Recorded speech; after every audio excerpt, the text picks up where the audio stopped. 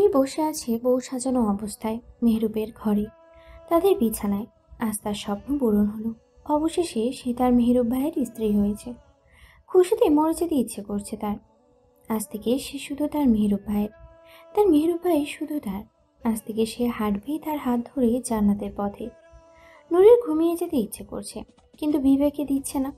মেহরুব এসে যদি রাগ করে, ভাবে যদি বউ আমার অপেক্ষা না করে ঘুমিয়ে গেল। কিন্তু সারাদিনের ধকল কম যায়নি, ক্লান্তিও পেয়ে বসেছে। সকাল থেকে একরকম তটস্থ অবস্থায় কেটেছে তার দিনটা। এখন রাত 9টা বাজতে চলল। সে ধীরে ধীরে গা এলিয়ে দেয় বিছানায়। চারিদিকে ফুল ছড়ানো, মোমো করছে ফুলের ঘ্রাণে সারা ঘর। নড়ি চোখ বন্ধ করে গভীর শ্বাস নেয়। এই সুগন্ধ, এই প্রশান্তি ভাষায় বোঝানো সম্ভব নয়। কিছু মুহূর্ত পার হয়, দরজা খুলে প্রবেশ করে মেহেরুব।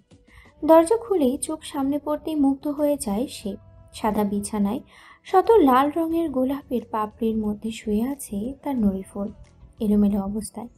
কিন্তু কি অপার্থিব লাগছে তাকে।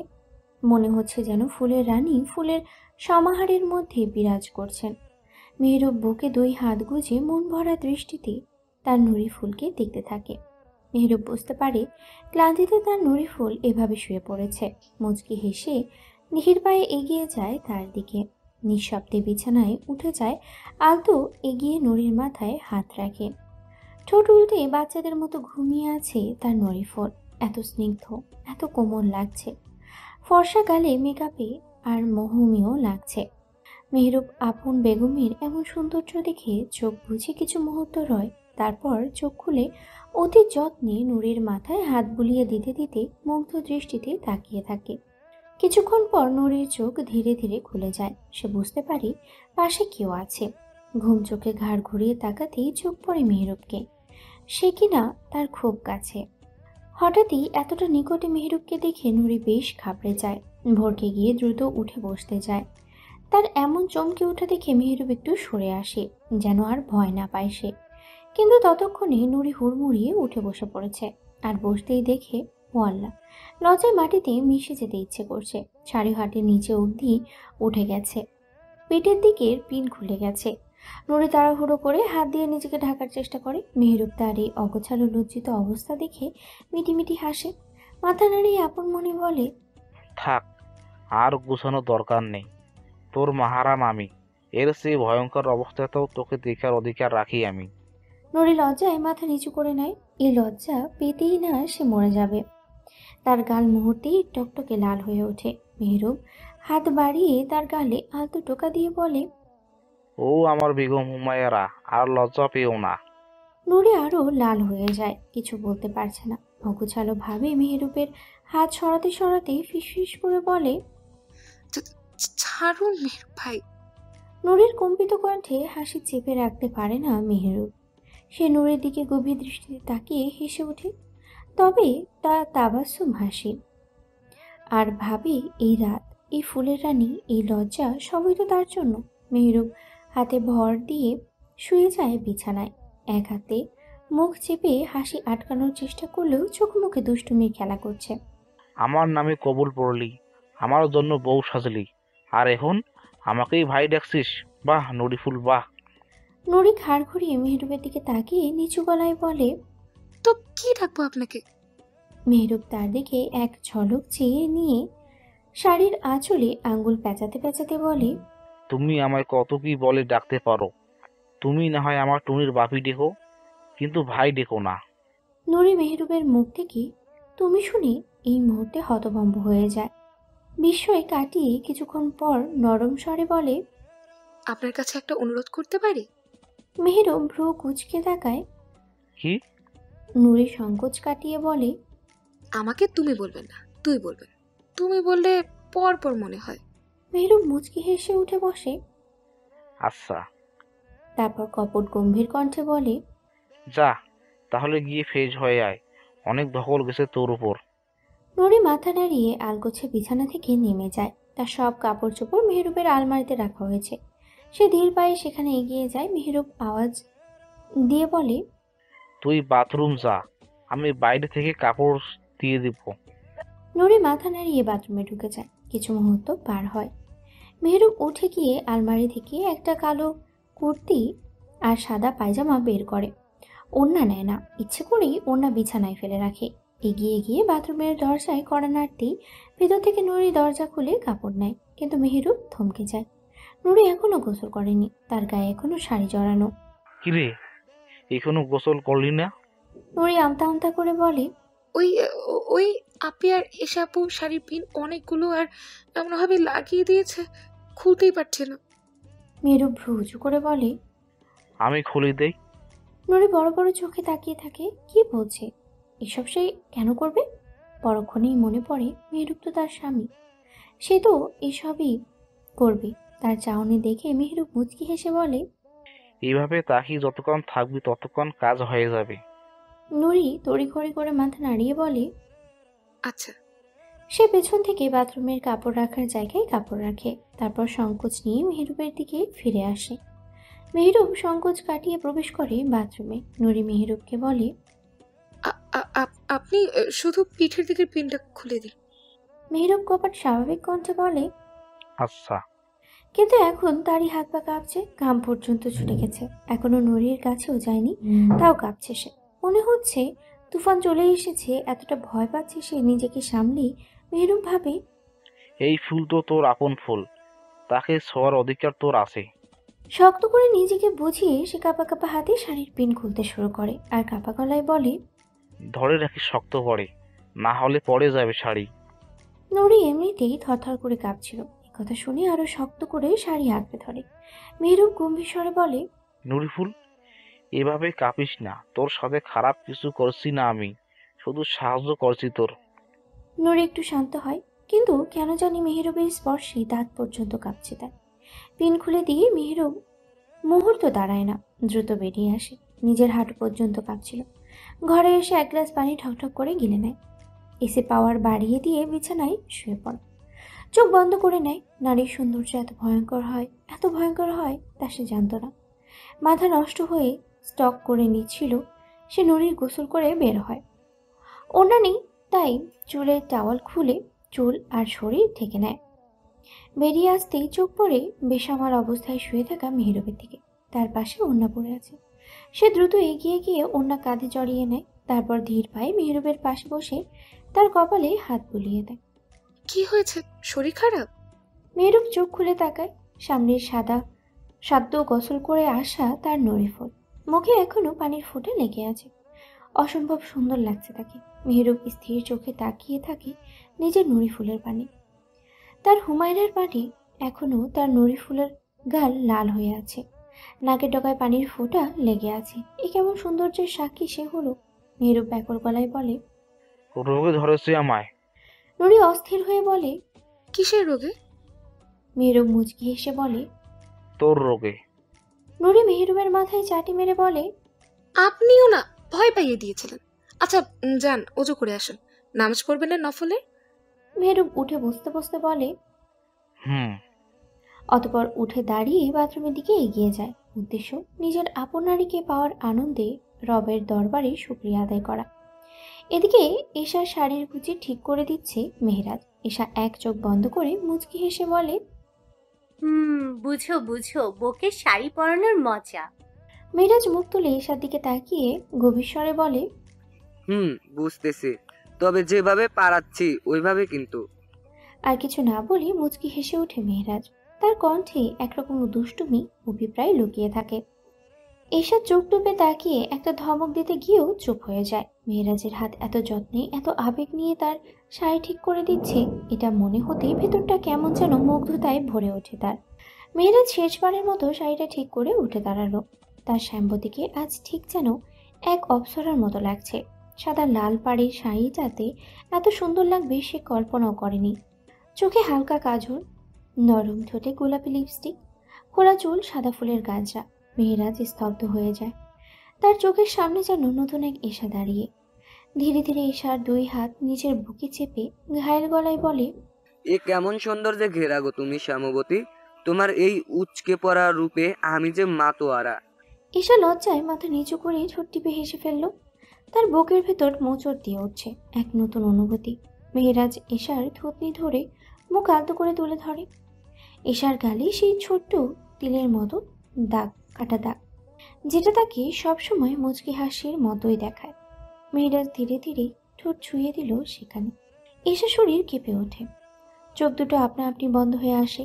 তার ভেতরটা হঠাৎ করেই নরম মোমের মতো গড়ে যেতে লাগলো। একটা শিহরণ পুরো শরীর বেয়ে নেমে গেল। ঈশা মেহেরাজের বুকের পাঞ্জাবি শক্ত করে চেপে ধরে, যেন এই মুহূর্তটা আর শেষ না হয়। মেহেরাজ ঈশার কোমরে দুই হাত দিয়ে আরো শক্ত করে আঁকড়ে ধরল ঈশাকে। তার বুকের ধুকপুকানি স্পষ্ট শুনতে পাচ্ছে ঈশা। কিছু মুহূর্ত পর ঈশাকে কোলে তুলে নিল মেহেরাজ। তারপর এগিয়ে গেল বেলকনির দিকে। নরম বাতাসে ঈশার খোলা চুল উড়ছে, চাঁদের আলোয় তার মুখখানা স্বর্ণালী ছটার দীপ্তি ছড়াচ্ছে। ঈশাকে নামিয়ে দিয়ে পেছন দিক থেকে আঁকড়ে ধরে মেহেরাজ। ঈশার মুক্ত ঘাড়ে মুখ গুজে বলে, তুমি আমার শখের সুখ পাখি, বুঝলে প্রিয় নারী, তোমাকে আমি ভীষণ ভালোবাসি। ঈশা লজ্জায় পড়ে যায় বেশ। সে জানে মেহেরাজের ভালোবাসা নিছক কথার ফুল জুড়ে নয়, এটা সত্যি। ঈশা এক হাত তুলে মেহেরাজের চুল হাত বুলিয়ে দিতে দিতে বলল, তুমি আমার প্রিয় পুরুষ। যতই রাগারাগি করি না কেন, যতই গালাগালি করি না কেন, মনে রেখো আমি তোমাকে ভালোবাসি। প্রথমে হয়তো তোমাকে মানতে পারিনি, কিন্তু এখন আমি মন থেকে তোমাকে গ্রহণ করলাম, মন থেকে ভালোবাসি। মেহেরাজ ঈশার কানে কান নিয়ে বলল, বিশ্বাস করো, তোমার গালাগালিও আমি ভালোবাসি, তোমার সবকিছুই আমি ভালোবাসি। তাই তো তুমি আমার প্রিয় নারী। ঈশা হেসে ফেলল। তার হাসির শব্দ এক পবিত্র সঙ্গীতের মতো শোনালো মেহেরাজের কানে। মেহেরাজ একদম কানে কানে ফিসফিসিয়ে বলল, দুই একটা ছোট্ট বাচ্চার বাপ হওয়ার সুযোগ দেবে না আমায় প্রাণ? ঈশার সাথে সাথে কোনোই দিয়ে খোঁচা মেরে বলল। এই শুরু হয়ে গেছে ইবলিশি।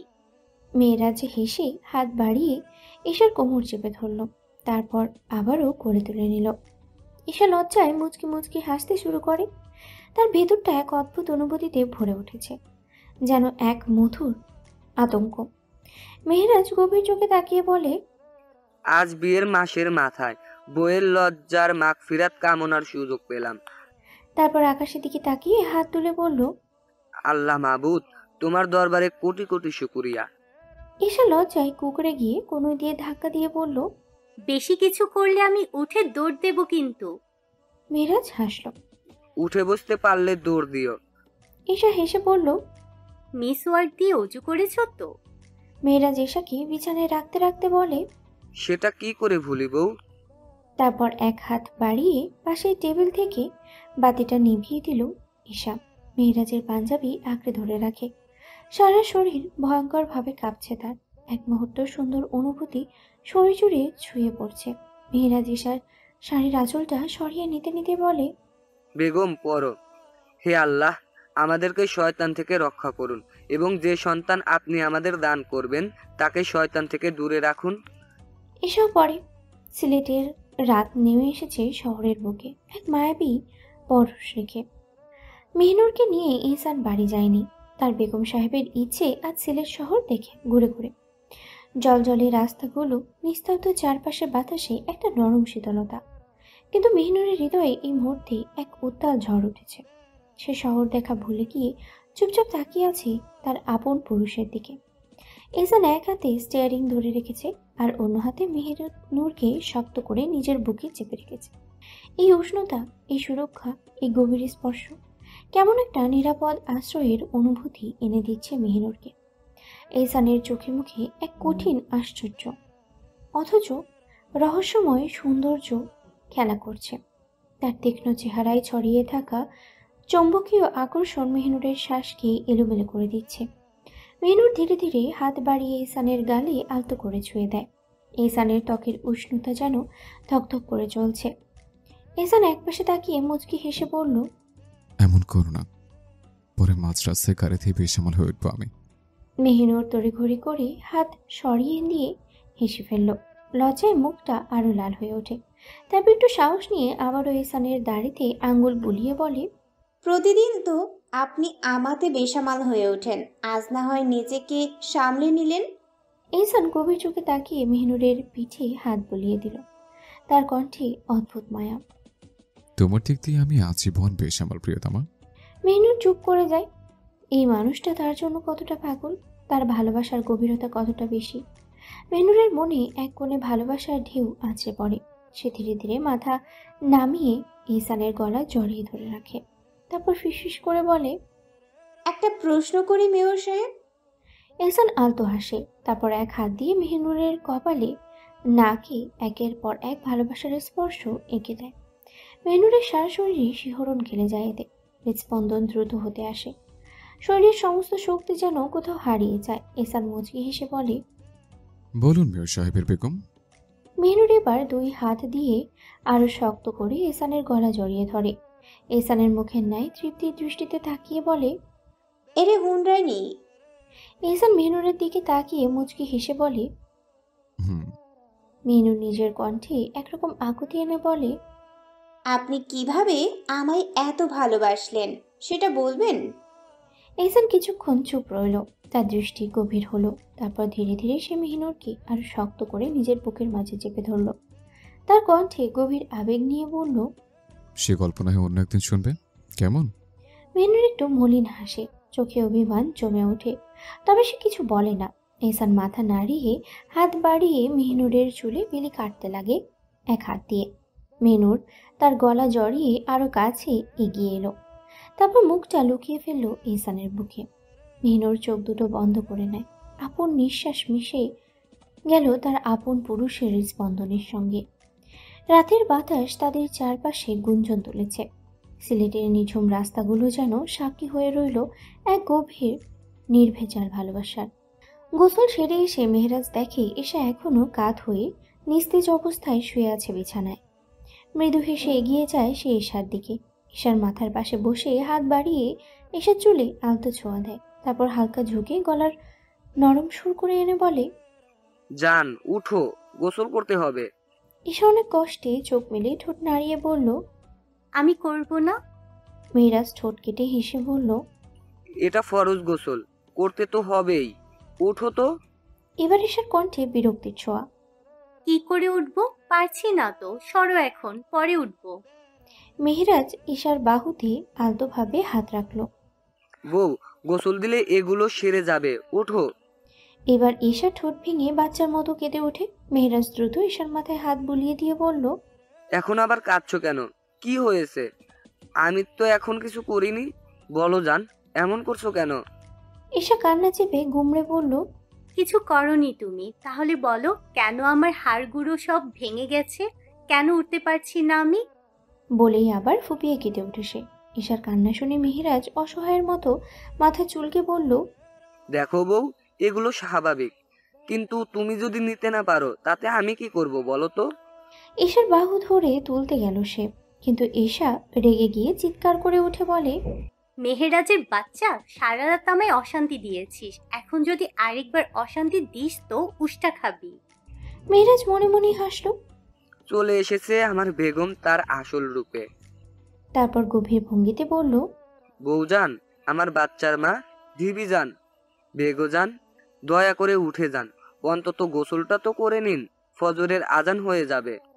কিন্তু এশা ওঠে না। আগের মতো বালিশে মুখ চেপে বলল, আমি উঠতে পারছি না, পারলে তো উঠতাম। আর আমি তোমার সাথে জীবনেও এমন কিছু করব না, আমার কষ্ট হচ্ছে, মরে যাব আমি।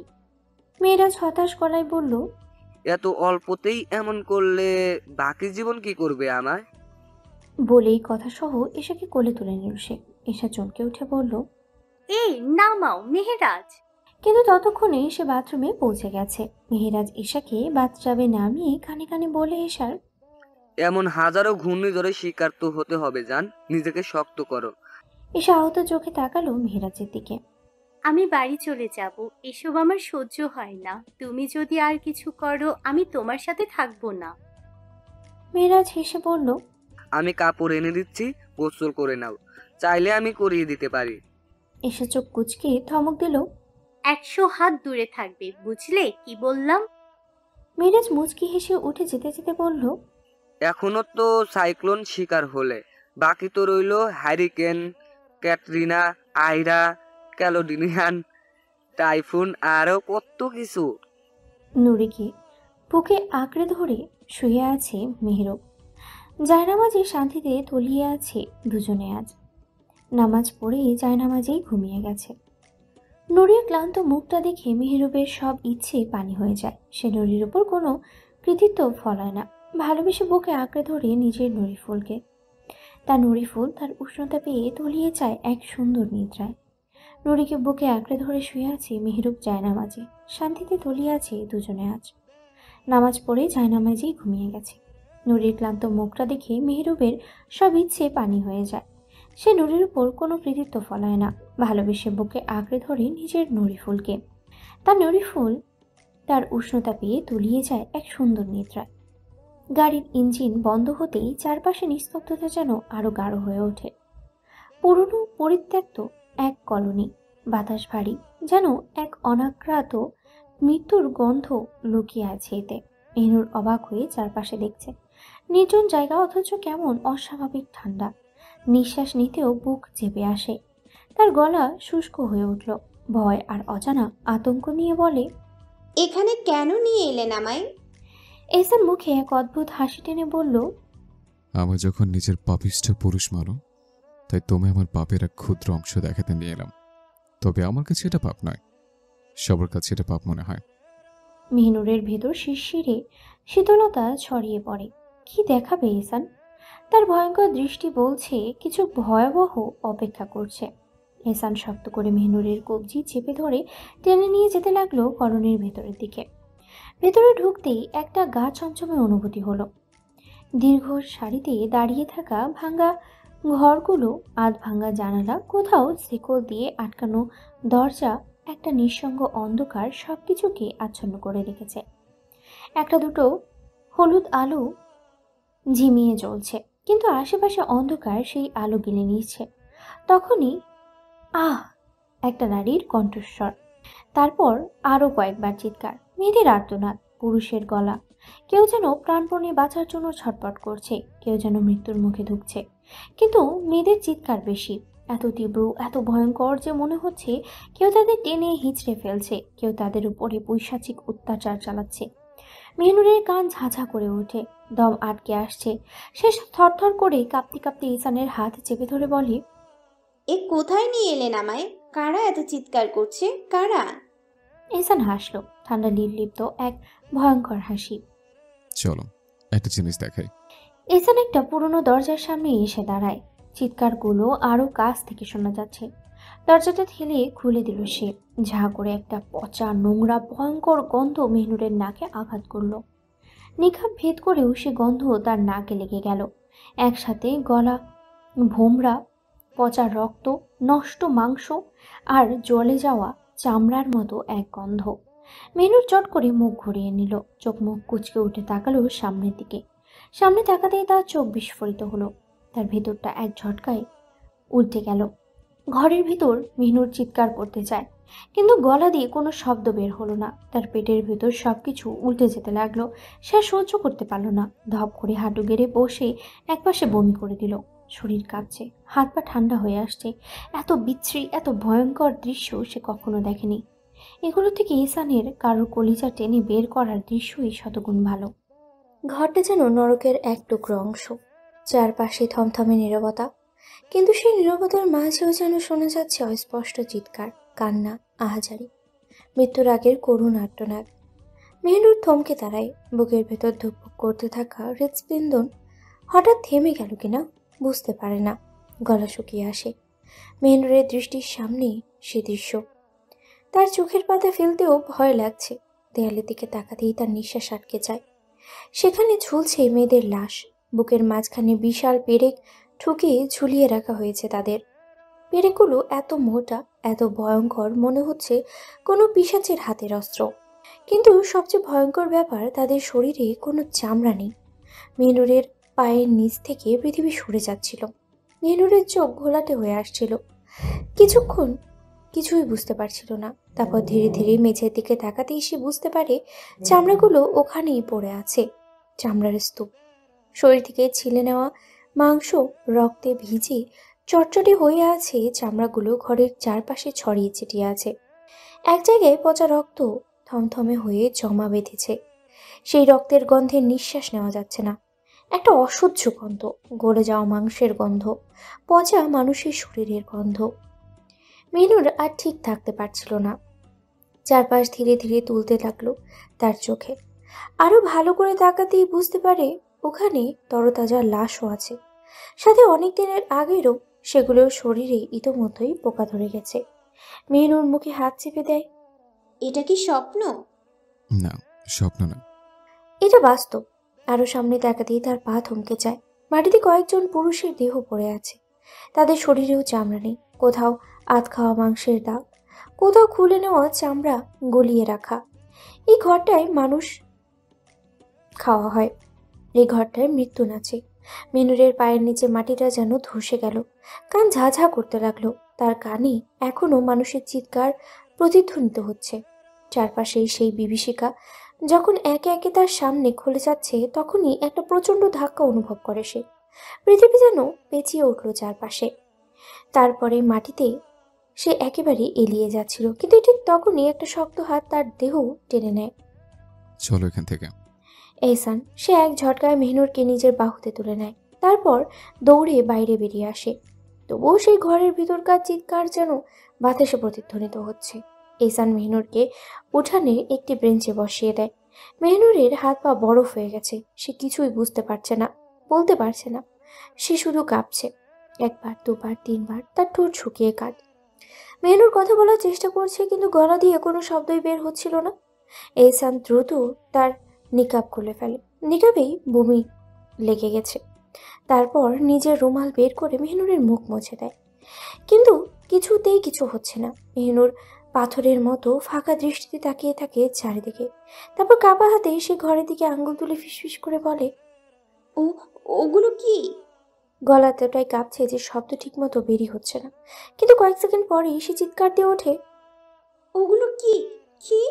কি? তারপর নিজের সব শক্তি দিয়ে কেঁদে ওঠে। ফুপিয়ে ফুপিয়ে চিৎকার করে কাঁদতে থাকে। কাপা গলায় এহসানের দিকে তাকিয়ে বলে, আপ- আপন আর বলতে পারে না। তার মুখ বন্ধ হয়ে আসে। গলা শুকিয়ে কাট। তার পুরো শরীর অবশ হয়ে আসছে। তার কানে এখনো সে ঘরের ভয়ঙ্কর চিৎকার প্রতিধ্বনিত হচ্ছে। সে ঢোক গিলে বলে, আপনি আপনি করেছেন? এহসান মুচকি হাসে, চারিদিকে মাথা ঘুরিয়ে তাকায়। তারপর ঠান্ডা গলায় বলে, হ্যাঁ, এগুলো আমিই করেছি, আর এগুলো করাই ঠিক। মেনুর স্তব্ধ হয়ে যায়। তার ভেতরটা যেন হিম হয়ে গেল। সে যা শুনলো, এটা কি সত্যি? নিজের কানে বিশ্বাস হচ্ছে না। এহসান এই ভয়ঙ্কর পরিস্থিতি সৃষ্টি করেছে?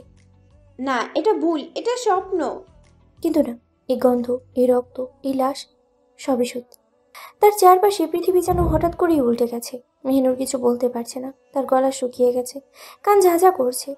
এক হৃদয় বিদারক চিৎকার যেন চারিদিক কাঁপিয়ে দিচ্ছে। মেহনুর উঠে দাঁড়ায়, নিরলস পায়ে সামনে এগোতে থাকে। যেন এই পৃথিবীতে সে নতুন এসেছে। সবকিছু তার অচেনা লাগছে। এই দুনিয়া এত ভয়ঙ্কর, ইহসান এত ভয়ঙ্কর। সে সামনে এগিয়ে যেতে থাকে। তার কানে সে চিৎকার আরো জোরে বাজতে থাকে। আরো আরো চোখের সামনে ভেসে ওঠে দুটি ঘর। তার পা থেমে যায়। তারপর সে যা দেখে তা কোনো দুঃস্বপ্নের থেকেও ভয়ঙ্কর। ডান পাশের ঘর, কয়েকজন কালো পোশাক পরা লোক দাঁড়িয়ে আছে। তাদের সামনে ঝুলছে একটি ছেলে জীবন্ত। তার শরীরের চামড়া আস্তে আস্তে ছিলে ফেলা হচ্ছে। রক্ত টপটপ করে মাটিতে পড়ছে। ছেলেটা ভয়ঙ্কর চিৎকার করছে। আরে আল্লাহ, এই চিৎকার কেন থামছে না? মেনু নিজের কান বন্ধ করে ফেলে, কিন্তু তবুও সে আর্তনাদ যেন মাথার ভেতরে গেঁথে বসে। বাম পাশের ঘর, 3-4টি মেয়ে উল্টো হয়ে ঝুলে আছে। তাদের শরীরের রগ কেটে ফেলা হচ্ছে। কয়েকজন নারী সেই চামড়া টেনে তুলছে। একটু টান দিলেই চামড়া উঠে যাচ্ছে। তারপর চাকু দিয়ে কেটে তা ছিঁড়ে ফেলা হচ্ছে। মাংস আর রক্তে ভেসে যাচ্ছে সব। টুন্ডুম্বুর হয়ে গেছে পুরো ঘর। মেহনুরের দৃষ্টির সামনে সব ঝাপসা হয়ে আসে। তার কান্না আটকে যায় গলায়। তার মাথা চক্কর দিচ্ছে। তার দম বন্ধ হয়ে আসছে। তারপর মেহনুর নিজের চোখ দুটো শক্ত করে চেপে ধরে আর নিজের সব শক্তি দিয়ে চিৎকার করে ওঠে। আল্লাহ মাবুদ! মেহনুর দিশেহারা হয়ে যায়। এখান থেকে পালাতে হবে, কিন্তু পা চলছে না। শরীর অসাড় হয়ে আসছে। সে কি করবে বুঝতে পারছে না। পাগল হয়ে যাবে। মেহনুর ছুটে গিয়ে এহসানের পেছনে লুকিয়ে যায়। তার পুরো শরীর কাঁপছে। পুপিয়ে পুপিয়ে কাঁদতে থাকে মেহনুর। মেহনুরের হাত এহসানের কাঁধ আঁকড়ে ধরে। ভেঙে পড়া কণ্ঠে বলে, এগুলো কি? এগুলো কেন হচ্ছে? থামান এগুলো। কিন্তু এহসান সে এক অদ্ভুত ঠান্ডা দৃষ্টিতে তাকিয়ে আছে মেহনুরের দিকে। তার ঠোঁটে এক অদ্ভুত হাসি, যেন এই নরকটাই তার সৃষ্টি, এবং সে এতে গর্বিত। এহসান ধীরে ধীরে ঘাড় ঘুরিয়ে মেহনুরের দিকে তাকায়। তার ঠোঁটের কোণে এক অদ্ভুত নিশ্চয়তা খেলা করছে। এহসান এর কণ্ঠে কোনো অনুশোচনা নেই, বরং এক ধরনের গর্ব লেগে আছে। এগুলো থামবে না প্রিয়তমা, এগুলো চলমান। মেহনুর থমকে যায়। মেহনুর রক্ত যেন হিম হয়ে আসে। এহসানের ঠান্ডা অথচ ভয়ঙ্কর ঠান্ডা অথচ ভয়ঙ্কর কণ্ঠে সে বুঝতে পারে এই দুঃস্বপ্নের শেষ নেই। এই বিভীষিকার চিরকাল চলবে। তার পা কাঁপতে থাকে, হাত পা যেন অসাড় হয়ে আসছে, কিন্তু সে বসে পড়তে পারে না। তার ভেতরটা কেঁপে যাচ্ছে। তবুও সে এক ঝটকায় এগিয়ে গিয়ে এহসানের পা জড়িয়ে ধরে কান্নার গলা ভেঙে চিৎকার করে বলে, দয়া করুন, আল্লাহকে ভয় করুন, ছেড়ে দিন, ছেড়ে দিন, ছেড়ে দিন। মেহনুর কাঁদছে, কড়াকড়ি কাঁদছে, তার কলিজা ফেটে যাচ্ছে এই ভয়ঙ্কর দৃশ্য দেখে। সে বুক ফেটে চিৎকার করে ওঠে, থামান, থামান, এগুলো থামান। কিন্তু এহসান, সে নির্বাক, একটুও নড়ে না, একটুও দয়া প্রবণ হয় না। সে স্থির দাঁড়িয়ে আছে, কোনো প্রতিক্রিয়া নেই। মেহনুর বুক ফাটিয়ে কাঁদছে, তবু কোনো সাড়া নেই। সে এহসানের ভাইয়ের কাছে পড়ে থাকে, আঁকড়ে ধরে কাঁদতে কাঁদতে বলে, এগুলো থামান, ছেলেগুলোকে ছেড়ে দিন, মেয়েগুলোকে ছেড়ে দিন। কিন্তু এহসান ধীরে ধীরে তার পা ছাড়িয়ে নেয়। মেহনুর আর ধরে রাখতে পারে না। সে শক্তিহীন হয়ে পড়ে যায় মাটিতে, নিজের কপালে হাত চাপড়ে ফুপিয়ে কাঁদতে থাকে। কি দেখলাম আমি? মানুষ এত ভয়ঙ্কর! তার বুকের ভিতর ফেটে যাচ্ছে। এই পুরুষ, এই এহসান, সে কি আসলেই ভালোবেসেছিল? না, এই নিকৃষ্ট পুরুষকে কেউ ভালোবাসতে পারে না। ভালোবাসা তো পবিত্র, কিন্তু এই এহসান, সে তো এক পাপিষ্ট, এক অন্ধকার, এক শয়তানের সৃষ্টি। এহসান ধীরে ধীরে এসে বসে আছে এহসানের মেহনুরের সামনে। তার চোখে এক গভীর রহস্য খেলা করছে, তার ঠোঁটের কোণে এক উদ্ভট হাসি। সে হাত বাড়িয়ে মেহনুরের কাঁধে রাখে, তারপর নিচু গলায় বলে, ভালোবাসো আমায়? বলো, ভালোবাসো? মেহনুর থমকে যায়। ধীরে ধীরে সে মাথা তুলে এহসানের চোখের দিকে তাকায়। এই চোখ একদিন কত মায়া ছিল, কিন্তু আজ আজ এই চোখ নরকের শিখায় তাও তাও করে চলছে। অন্য সময় হলে হয়তো সে এহসানের গলা জড়িয়ে ধরে বলতো, হ্যাঁ, বাসি, ভীষণ ভালোবাসি। কিন্তু এখন এখন এই পুরুষ ভালোবাসার যোগ্য নয়। মেহনুর ডুকরে কেঁদে ওঠে, তার মাথা দুলিয়ে বলে, না না না, আমি ভালোবাসি না আপনাকে। পাপিষ্ট, এত নিকৃষ্টকে ভালোবাসা যায় না। এটা কলঙ্কের চেয়েও বড় কলঙ্ক। মেহনুরের এই কথা এহসানের কলিজায় বিদ্ধ হয়। সে তো এটাই হবে জানতো, তবুও কেন যেন এক মুহূর্তের জন্য বুকের ভিতর মোচড় দেয়। সে দেখতে চেয়েছিল তার নারী কতটুকু ভালোবাসতে পারে, কতটা নিকৃষ্টতা সে মেনে নিতে পারে।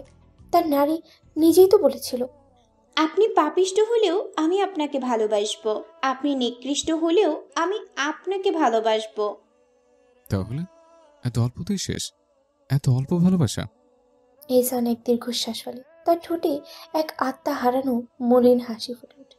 সে আলতোভাবে মেহনুরের চোখের পানি মুছে দেয়, তারপর ফিসফিস করে বলে, তুমি আবারও প্রমাণ করে দিলে পাপিষ্ঠরা ভালোবাসার যোগ্য হয় না, তারা শুধু নিছক ঘৃণা আর ঘৃণারে যোগ্য হয়।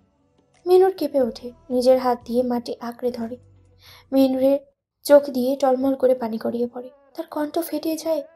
পাপিষ্টদের ভালোবাসতে নেই। পাপিষ্টদের ভালোবাসলে তাদের পাপের তাপে পুড়তে হয় অনন্ত প্রহর। তারপর সে ঠোঁট চেপে কেঁদে ওঠে।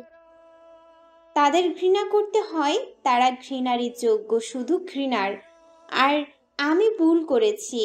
আমি এক পাপিষ্ট পুরুষকে ভালোবাসেছি, এক নিকৃষ্ট প্রাণকে নিজের অস্তিত্ব ভেবেছি। মেহনুরের কথা শুনে ইহসান শুধু হাসে, শুধু হাসে। এই হাসিতে মিশে আছে এক আকাশ আফসোস। একটাই আফসোস, তার নারীর ভালোবাসা না পাওয়ার আফসোস। মেহনুর ইহসানের কলার চেপে ধরে, তার চোখের সামনে যেন নরকের দরজা খুলে গেছে। তার কান ঝাঁঝা করছে না, আর সেই চিৎকারে। কারণ যারা চিৎকার করছিল তারা চিৎকার করার জন্য দুনিয়াতেই নেই। মেহনুর এহসানের কলার শক্ত করে চেপে ধরে, কাঁপতে কাঁপতে চিৎকার করে বলে, কেন করছেন এগুলো? কেন কেন এত নিকৃষ্ট হলেন? তার গলা কাঁপছে, শরীর কাঁপছে, পুরোটা এক ভয়াবহ কষ্টে মোড়ানো। মেহনুর ঢোক গেলে ফিসফিস করে বলে, ও এহসান, একটাবার বলুন না, কেন এত নিকৃষ্ট?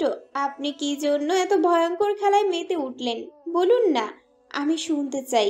একটা বার বলুন কি এমন আছে এতে যার জন্য আপনি এত ভয়ঙ্কর হয়ে উঠলেন? বলুন না।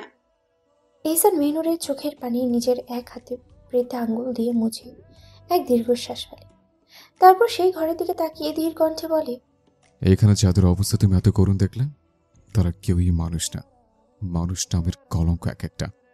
মেহনুর স্থির হয়ে এহসানের পানে চেয়ে থাকে, যেন তার সামনে দাঁড়িয়ে থাকা পুরুষটিকে সে নতুন করে চিনতে পারছে।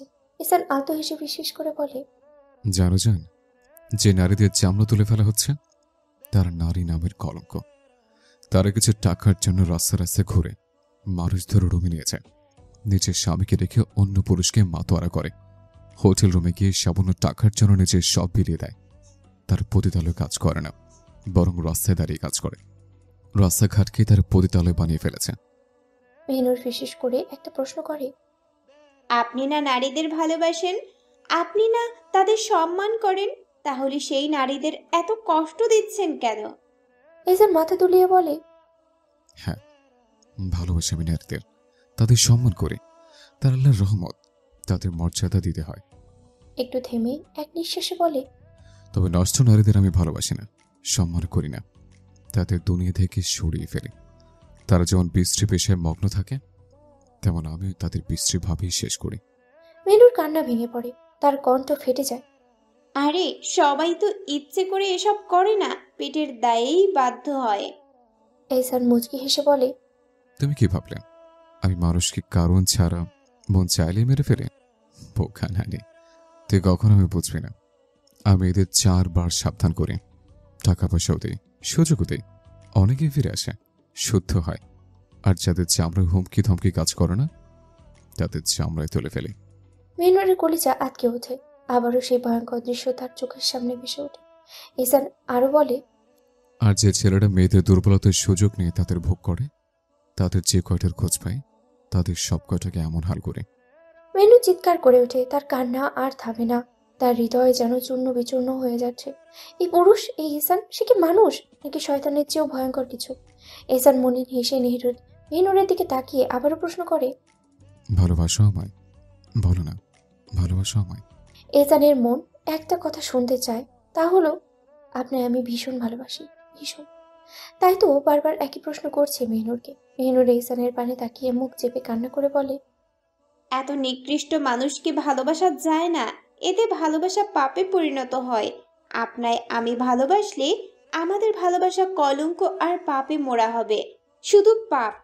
এহসান মেহনুরের গাল ছুঁয়ে মৃদুস্বরে বলে, সব ভালোবাসায় তো থাকি পবিত্রতায় মোরা, তাহলে থাকুক না তোমার আমার ভালোবাসা কলঙ্ক আর পাপি ঘেরা। মেহনুর এহসানের হাত সরিয়ে দিয়ে কাপা কণ্ঠে বলে, আপনি না আমায় নিয়ে বাঁচতে চান, তাহলে এগুলো ছেড়ে দিন, যা করছেন সব ছেড়ে দিন। আমি কথা দিচ্ছি, আজ যদি আপনি শুদ্ধ হয়ে যান, তো এই জীবন, আমার গোটা জীবন আপনার অর্ধাঙ্গিনী হয়ে কাটিয়ে দিব। আপনি তো বলেছিলেন আপনার পবিত্র অস্তিত্ব আমি, তাহলে পাপী অস্তিত্ব ছেড়ে দিন না। এহসান মুচকি হেসে উত্তর দেয়, কিন্তু আমি যে আমার পাপ আর পবিত্রতা দুই অস্তিত্ব নিয়ে বাঁচতে চাই। মেহনুর এহসানের কথায় নির্বাক দৃষ্টিতে তাকিয়ে থাকে, চোখে মুখে বিষাদ জমে ওঠে। তাহলে আমায় ছেড়ে দিন, তালাক দিন আমায়। আমি পারবো না এত নিকৃষ্ট পুরুষের অধীনে থাকতে। তালাক? এই শব্দটা যেন এহসানের কলিজায় খচ করে বেঁধে যায়। সে তো চেয়েছিল মেহনুরের ভালোবাসার গভীরতা জানতে, অথচ পেল এমন নির্মম শব্দ। তার দুনিয়া নিঃস্ব হয়ে যাচ্ছে, অথচ মুখে মুচকি হাসি রেখেই বলে, আমার নামে কবুল যখন পড়েছ, তো মুক্তি তুমি আমার মৃত্যুর পরই পাবে। মেহনুর ধীর পায়ে উঠে দাঁড়ানোর চেষ্টা করে, কিন্তু পড়ে যেতে থাকে। শরীরে আর শক্তি নেই, সব শেষ হয়ে গেছে। সব স্বপ্ন, প্রিয় মানুষ নিমিষেই অপ্রিয় হয়ে গেছে। ভালোবাসার উনুনে দেখা সব স্বপ্ন অপূর্ণতার ছোঁয়া পাচ্ছে। এহসান মেহনুরকে ধরে তুলে দাঁড় করায়, কিন্তু মেহনুর দ্রুত সরে যায় ওর হাত থেকে। কত আশা ছিল আমার, কত পাপ করছেন আপনি। এহসান মেহনুরের কোমর জড়িয়ে ধরে একটানে কাছে টেনে নিয়ে চোখের পানিতে ডুবে থাকা মুখের দিকে তাকিয়ে বলে, এগুলো কিছু না প্রিয়তমা, এগুলো তুচ্ছ পাপ আমার প্রকৃত পাপের তুলনায়। রক্তের নেশা ভয়ঙ্কর প্রিয়তমা, এ নেশা মগ্ন থাকলে শুধু তলিয়ে যেতে ইচ্ছা হয়। মেহনুর আর কাঁদছে না, কান্নার অনুভূতিটাই যেন হারিয়ে গেছে। সে পাথর হয়ে এহসানের দিকে তাকিয়ে ফিসফিসিয়ে বলে, এগুলো করে কি লাভ? কেন করছেন এসব? কেন জাহান্নামের জন্য প্রস্তুত হচ্ছেন? এহসান মেহনুরের গাল ছুঁয়ে তাচ্ছিলের হাসি দিয়ে বলে, রক্তের খেলায় মেতে ওঠে আমার শখ। আর ব্লাউজ ছাড়া এহসান তালুকদার এক পাও ফেলে না। জানো, এই দেহগুলো যতই নিকৃষ্ট হোক, কালোবাজার এদের শরীরের অংশের কিন্তু খুব চড়া দাম। মেহনুর থমকে যায়। সে কি ভয়ঙ্কর সত্যি শুনছে। এহসান শুধু মানুষ খুন করে না, তাদের শরীরের অংশ বিক্রি করে দেয়। এতদিন সে এহসানের দেওয়া হারাম টাকা খেয়ে এসেছে। মেহনুর ফিসফিস করে বলে, এতদিন হারাম উপার্জনে আমি বেঁচেছিলাম। এহসান মুচকি হেসে বলে, না, তালুকদার বাড়িতে আমি কালো টাকা প্রবেশ করাই না। ওখানে যা আছে সব আমার পরিশ্রমের বিনিময়ে উপার্জিত হালাল টাকা। তুমি যা পেয়েছ, খেয়েছ, সবই হালাল। তারপর মলিন হেসে মেহনুরের দিকে তাকিয়ে বলে, খুব জানতে ইচ্ছে হচ্ছিল আমার নারী তার পাপিষ্ঠ পুরুষকে ঠিক কতটা নিকৃষ্ট অবস্থায় ভালোবাসতে পারে। কিন্তু আফসোস, তুমি আমায় ভালোবাসলে না। তুমি তো বলেছিলে প্রিয়তমা, আমি নিকৃষ্ট হলে তুমি ভালোবাসবে। তাহলে এখন কেন পারলে না? কেন ভালোবাসলে না? মেহনুর এহসানের দিকে তাকিয়ে থাকে। ঘৃণায় আর কথা বেরোচ্ছে না, তবুও চিৎকার করে বলে, না, আমি ভালোবাসি না আপনাকে। আপনার সাথে থাকতে চাই না। আপনার অস্তিত্ব হয়ে বাঁচতে চাই না আমি। এহসান আবারও শান্ত স্বরে বলে, তোমার চাওয়া পাওয়া দিয়ে কিছু যায় আসে না আমার। আমি শুধু এটাই চাই, তোমায় আমার পবিত্র অস্তিত্ব হয়েই বাকি জীবন বাঁচতে হবে। এহসান মেহনুরের দিকে তাকিয়ে আবারও বলে, বলো না, ভালোবাসো আমায়। একটাবার শুধু বলো, বলো আমার প্রিয় নারী, তুমি আমায় ভালোবাসো। একটাবার বলো। তারপর নিজের বুকের বাঁ পাশে আঙ্গুল ঠেকিয়ে দেখিয়ে বলে, এখানে যন্ত্রণা শুরু হয়ে গেছে, খুব কষ্ট হচ্ছে। বলো না, আপনি নিকৃষ্ট হলেও আমি আপনার ভালোবাসি। বলো না। মেহনুর চুপ। কি বলবে? সে কিছু বলার মতো পরিস্থিতি তো এহসান রাখেনি। এহসান পাগলের মতো জাপটে ধরে মেহনুরকে বুকে আর বলে, তুমি তো বলেছিলে প্রিয়তমা, আমি পাপিষ্ঠ হলেও আমি তোমার। তাহলে এই অল্প নিকৃষ্টতা দেখে আমি ত্যাগ করলে কেন? বলেছিলাম তাই বলে এত নিকৃষ্ট, এত নিকৃষ্ট? এহসানের দুনিয়া শূন্য হয়ে আসে। সেখানে মেহনুরকে জীবনেও আনত না, কিন্তু এখানে এনেছে শুধু এটা জানতে তার নারী তাকে সত্যি কি ভালোবাসে পাপিষ্ঠ হিসেবে। সে ভেবেছিল হয়তো সবাই পাপিষ্ঠ পুরুষদের ভালোবাসতে না পারলেও তার নারী বাসবে। কিন্তু আফসোস, তার আপন নারী তাকে বুঝিয়ে দিল পাপিষ্ঠরা ভালোবাসার যোগ্য হয় না, তারা শুধু ঘৃণা আর ঘৃণারই যোগ্য হয়। চারপাশে ফজরের আজানের ধ্বনি হচ্ছে। ভোরের আবছা আলোয় আলোকিত হতে শুরু করেছে আকাশ। সেই আলোর ছায়ায় এহসান মেহনুরকে নিয়ে রওনা হয়েছে বাড়ির দিকে। এক হাতে গাড়ির স্টিয়ারিং, অন্য হাতে নিজের বুকের সাথে জড়িয়ে রেখেছে মেহনুরকে। যেন সে তার হৃদয়ের গহীনে আগলে রেখেছে ভালোবাসার নামহীন আকুতি। আর মেহনুর রাগে ঘৃণা এহসানের কলার চেপে ধরে রেখেছে। তার চোখ দুটোই হিংস্র বাঘিনীর দৃষ্টির মতো আগুন চোখে ঘৃণা, মনে দুঃসহ যন্ত্রণা। সে ছটফট করে, নিজেকে ছাড়াতে চায়, কিন্তু এহসান কি তাকে ছাড়বে? না, সে আঁকড়ে আছে একদম নিঃশেষ হয়ে যাওয়া মানুষটার মতো। মেনুরের স্পর্শে তার শরীরের উত্তাপে একটু শান্তি খুঁজে বেড়াচ্ছে। তার ভেতরটা আর্তনাদ করে বেড়াচ্ছে, বারবার কানে বাজছে, পাপিষ্ঠদের ভালোবাসা যায় না, তাদের ভালোবাসলে পুড়তে হয়, পুড়তে হয় নরকের তাপে। কিন্তু প্রশ্ন জাগে মনে, মেহনুর যদি তাকে ভালোবাসে তবে কি এমন ক্ষতি হবে? কেন ভালোবাসা পাপ হবে? সেই তো সবাই পাপ দেখে, পাপই দেখে, কিন্তু কেউ কি পাপিষ্ঠদের ভালোবাসা দেখে না? তার নারীও বুঝলো না, দেখলো না, তাই তো এত সহজেই বলল, আমি ভালোবাসি না আপনায়। এহসানের ভেতরটা শূন্য হয়ে আসে, বুকটা ধকপকিয়ে ওঠে। মেহনুর আর চেষ্টা করে না নিজেকে ছাড়াতে, সে মাথা রেখে দেয় এহসানের বুকে। পাপিষ্ঠ হলেও এই বুকই তো তার একমাত্র আশ্রয়। তার বুক ফেটে যাচ্ছে ভালোবাসার এই নির্মম যন্ত্রণায়। ভালোবাসার যন্ত্রণা এতটা গভীর, এমন ভেবেছিল কখনো? মুখে বলেছিল, আমি আপনাকে ভালোবাসি না। কিন্তু কি এত সস্তা ভালোবাসা? বললেই শেষ? না, সে এখনো ভালোবাসে। চোখ বেয়ে অশ্রু ঝরছে মেহনুরের। নিঃশব্দ কান্নায় তার বুক কাঁপছে। এহসানের পাঞ্জাবি ভিজে যাচ্ছে সেই কান্নায়। সে তো মাফ করে দিয়েছিল, মন থেকে ভালোবেসেছিল, তবে কেন আজ এমন শাস্তি? শূন্য হয়ে গেছে তার ভেতর। যাকে নিয়ে জান্নাতের স্বপ্ন দেখেছিল সেই আজ এক পাপিষ্ঠ। তবুও ঘৃণা করতে পারে না, মন মানে না, হৃদয় মানে না। কিন্তু তখনই সেই দৃশ্যগুলো আবার সামনে ভেসে ওঠে। অন্তর কেঁপে ওঠে, মেহনুর ফুপিয়ে কেঁদে ওঠে। কান্নে শুধু একটাই সুর, আফসোস, শত শত আফসোস। নিজের পাপিষ্ঠ পুরুষকে ঘৃণা না করতে পারার আফসোস, তার প্রতি মৃদু অনুভব থাকার আফসোস। এ কেমন আফসোস! মেহনুরের কান্না দেখে এসানের ভিতরটা মোচড় দিয়ে ওঠে। তার নারী তার জন্য এতটুকু আর্তনাদ করছে। সে তো ভেবেছিল মেহনুর তাকে ভালোবাসে, তাই এসেছিল প্রমাণ নিতে। কিন্তু আজ সে নিচ্ছে ঘৃণা, আর সেই ঘৃণার ভিতরেই রয়েছে বুক ভরা কান্না, নিঃশব্দ ভালোবাসা। এসানের হাত কেঁপে ওঠে। সে মেহনুরকে আরো জড়িয়ে ধরে, অসহায় গলায় ফিসফিস করে বলে, বেগম, এভাবে কেঁদো না। এই পাপিষ্ঠ তোমার কষ্টের অথম হয়েছে। মেহনুর দুই হাতে এসানের পাঞ্জাবি আঁকড়ে ধরে, ওর বুকে মুখ লুকিয়ে ফুপিয়ে কাঁদতে কাঁদতে বলে, ছাড়ুন না, এই পাপের অস্তিত্বকে ঝেড়ে ফেলুন, এই ভয়ঙ্কর পাপকে ছুঁড়ে ফেলুন না। এসান হেসে ওঠে, একটা তিক্ত বিষাদময় হাসি। তার উত্তর হয় সংযত অথচ ভয়ঙ্কর সত্যের মতো। আমি তো বলেছি আমি আমার পাপে অস্তিত্ব আর পবিত্র আত্মা দুটো নিয়ে বাঁচতে চাই। মেহনুর স্তব্ধ। সে কাকে কি বলছিল এতক্ষণ? এই পাপিকে? না, আর কিচ্ছু বলবে না সে। এসানের মন বিষাদে ভরে যায়। তার বুকের ভেতরে এখনো একটা কথার জন্যই হাহাকার। একবার শুধু শুনতে চায়, আপনি পাপিষ্ট হলেও আমি আপনাকে ভালোবাসি। সে ফিসফিসিয়ে বলে, প্রিয়তমা, বলো না একটাবার, বলো না আপনার নিকৃষ্ট হলে আমি আপনাকে ভালোবাসি। মেহনুর মাথা রাখে তার বুকেই, চোখ বুঝে বলে, এত নিকৃষ্ট পুরুষকে আমার পক্ষে ভালোবাসা সম্ভব নয়। এসান শুধু মলিন হাসে। ভালোবাসলে কি এমন হতো, কি এমন ক্ষতি হতো? শেষবারের মতো চেয়ে বলে, যদি পরের জন্ম বলে কিছু থাকতো, তবে সেই জন্ম আমি পবিত্র আত্মা হয়ে জন্ম নিতাম আর তোমার ভালোবাসার যোগ্য হয়ে উঠতাম। মেহনুর কিছু বলে না, শুধু লেপ্টে থাকে এসানের বুকে। যার প্রতি এত ঘৃণা তার বুকেই এত শান্তি, এ কেমন অনুভূতি! নামাজ শেষ করে জায়নামে যে বসে আছে নুরি। চারপাশে এক প্রশান্ত নীরবতা। একটু আগে শেষ হওয়া নামাজের রেশ এখনো ওর মনে জুড়ে। এই সময়ই মেহরুব মসজিদ থেকে ফিরে ঘরে প্রবেশ করলো। তার মুখে শান্ত প্রশান্তি। নূরকে বসে থাকতে দেখে নিজের টুপি খুলে জায়গা মতো রাখতে রাখতে মেহরুব বলে, নুরিফুল, এক কাপ চা কি পাবো? নুরি মাথা ঘুরিয়ে মেহরুবের দিকে তাকায়, চোখে প্রশান্তির দীপ্তি। তারপর একগাল হেসে বলে, আচ্ছা, দিচ্ছি। মেহরুব বিছানায় বসতে বসতে এক দৃষ্টিতে তাকিয়ে থাকে নুরির মুখের দিকে। তার কণ্ঠে মুগ্ধতার মাখা কাঁপা কাঁপা সুর। কথায় কথায় তো হাসা লাগে নাকি? তুই জানিস না তোর এই হাসি আমার অন্তর অবধি উতলা করে দেয়।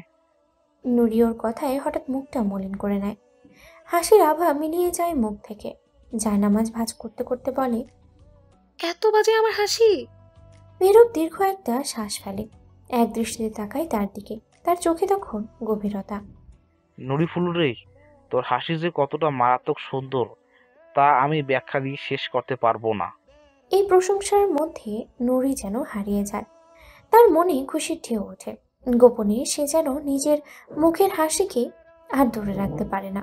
আরও একবার মুচকি হেসে ওঠে সে, আর সেই হাসির লাজে গাল দুটো লাল হয়ে যায়। মেহরুব ওর লজ্জামাখা মুখশ্রীর দিকে তাকিয়ে বলে, নুরি, এদিকে আয়।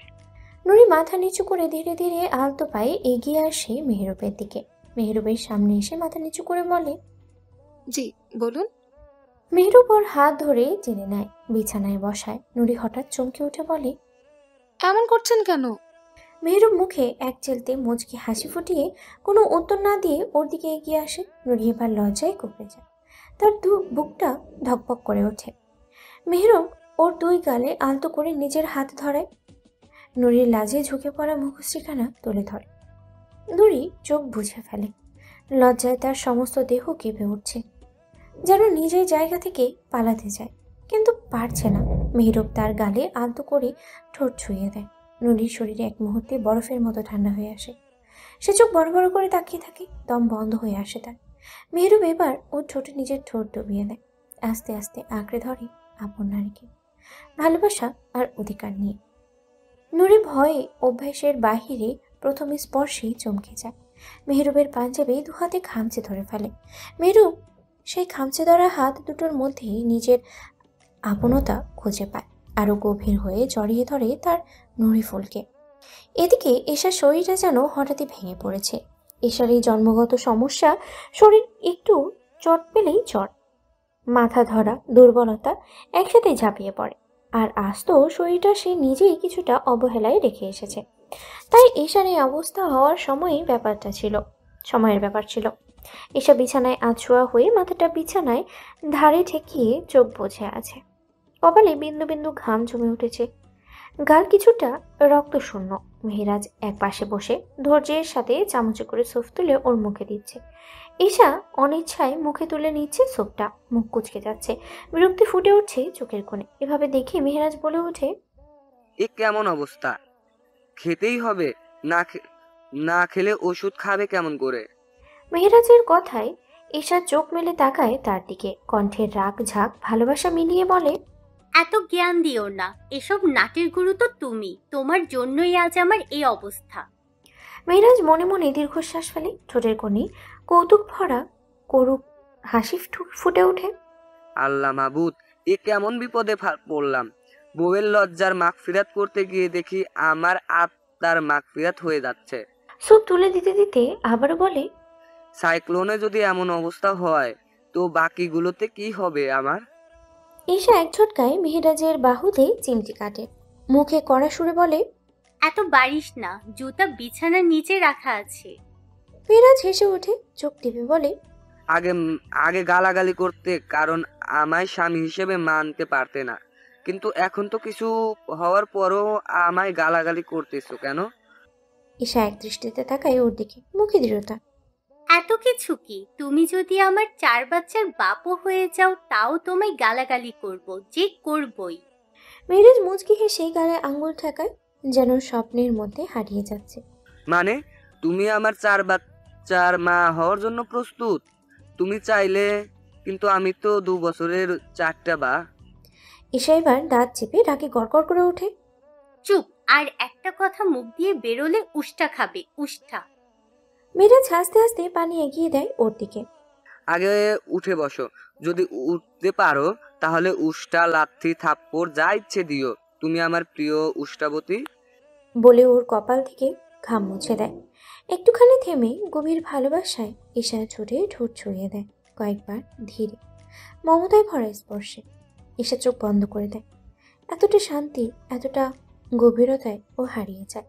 এই স্পর্শ যেন ও সমস্ত যন্ত্রণার ওষুধ। মেয়েরাজ আস্তে করে দূরে সরে আসে, কিন্তু হাতটা রেখে দেয় ওর গালে। তর্জনীটা দিয়ে আলতো করে ঈশার ঠোঁটের উপরে বুলিয়ে দিতে দিতে ফিসফিস করে বলে, এই অদরখানা একান্তই আমার, শুধু আমার। তুমি পুরো তুমিটাই আমার। তারপর উঠে দাঁড়ায়, দরজার দিকে পা বাড়িয়ে ফিরে তাকিয়ে বলে, আজ রেডি থেকো শিরিরের জন্য, আজ রাতে তাড়াতাড়ি বাড়ি ফিরবো কিন্তু। ঈশা মুখ বাঁকিয়ে বলে, আমার দিকে হাত এগোনোর চেষ্টা করো, আজ তো দেখবে কি করি। মেয়েরাজ হেসে ওঠে। কি আর করবে, কাল রাত যেভাবে কেঁদে কেঁদে শেষ হয়েছিল তেমনি কিছু করবে। ঈশা দাঁত চেপে বলে, হ্যাঁ করব, চিৎকার করে পুরো বাড়ির মানুষজন জড়ো করব। মেয়েরাজ হাসতে হাসতে পিছন ফিরেও যায়। কাল রাতে তো অনেক করলে, কই কেউ তো জড়ো হলো না। এই কথায় এসে থতমত খেয়ে যায়। সত্যিই তো কিছুই হয়নি, কেউ আসেওনি, শুনিনি। হয়তো কেউ লজ্জায় চোখ নামিয়ে নেয় নিচের দিকে। ওর গাল লাল হয়ে যায়। মেয়েরাজ এশার লজ্জা দেখে বলে, এই দুঃখ আমি কই রাখবো মাবুদ? বউয়ের লজ্জার মাগফিরাত করার পরও বউ আমার লজ্জা পায়। বাড়ির সবাই এসে এশাকে দেখে গেছেন। আর একটা কথাই ওনাদের মুখে, হঠাৎ এত জ্বর আসলো কই থেকে? কেউ জানুক আর না জানুক, এশা আর মেহেরাজ তো জানে কোথা থেকে এলো এত জ্বর। বাড়ি ফেরার পর সবাই এক সুরে প্রশ্ন করলো, তোমরা কোথায় ছিলে? এহসান এক চেলতে হাসি হেসে খুব সহজেই উত্তর দেয়, ঘুরতে গিয়েছিলাম রাতের সিলেট শহর দেখতে। শব্দগুলো এতটাই স্বাভাবিক যে কেউ বুঝতেই পারল না এই রাত আর ঘোড়া শব্দের ভেতরে লুকিয়ে আছে কতটা দহন, কতটা জ্বালা। মেহনুর তখন নিজের ঘরে গোসল ছেড়ে চুপচাপ বসে আছে বিছানায়। গা থেকে এখনো পানি টপটপ করে ঝরছে, কিন্তু সে যেন কিছু টেরই পায় না। দু চোখে স্থির, বুকের গভীরে জ্বলে আগুনের শিখা। অন্যদিকে এহসান গোসল সেরে কাপড় পরে নিচ্ছে, যেন সবকিছুই স্বাভাবিক, যেন পৃথিবীর কোনো দুঃখ তাকে ছুঁতে পারে না। কিন্তু মেহনুরের ভেতরে চলছে এক ভয়ঙ্কর যুদ্ধ। তপ্ত শ্বাস ফেটে আসছে বুকের কোণে কোণে। কিভাবে সহ্য করবে সে এই পাপিষ্ঠ পুরুষের সান্নিধ্য? একই ছাদের নিচে, একই ঘরে, একই বিছানায়, যার বুক ছাড়া ঘুম আসে না, আজ তাকে ঘৃণায় দেখতে পারছে না সে। কি করে বাঁচবে এমন পাপের সাথে? কি করে বাঁচবে এমন একজন মানুষের পাশে, যার উপস্থিতি নিকৃষ্টতর হয়ে উঠেছে তার কাছে? হাঁসফাঁস করে উঠছে মেহনুর। মনে হচ্ছে যদি পারত এই জীবনটাকেই ছুঁড়ে ফেলে দিত। যেখানে ছিল সেখানেই তার কোনো অস্তিত্ব নেই আজ। সেখানে ছিল শান্তি, সেখানেও আছে শুধুই নিকৃষ্টতার গন্ধ। এত কষ্ট, এত যন্ত্রণা, কিসের প্রাপ্য এটা?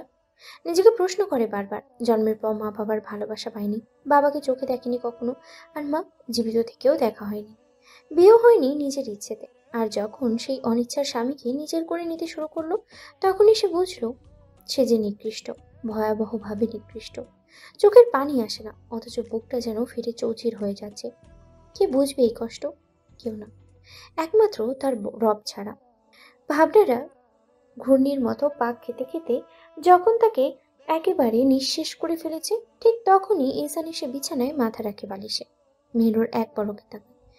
হ্যাঁ, ওর মনে পড়ে ইহসানের ক্ষতের জায়গায় আজও পানি তুলে দেয়নি সে। প্রতিদিনই তো দেয়, আজ কেন নয়? আজ ইহসান পাঞ্জাবি লুঙ্গি পরে বিছানায় শুয়ে পড়েছে, ইচ্ছে করে। হ্যাঁ, ও জানে এটা ইচ্ছে করে করেছে, চায় মেহনুর গিয়ে ওর যত্ন নিক, কিন্তু না, মেহনুর যাবে না।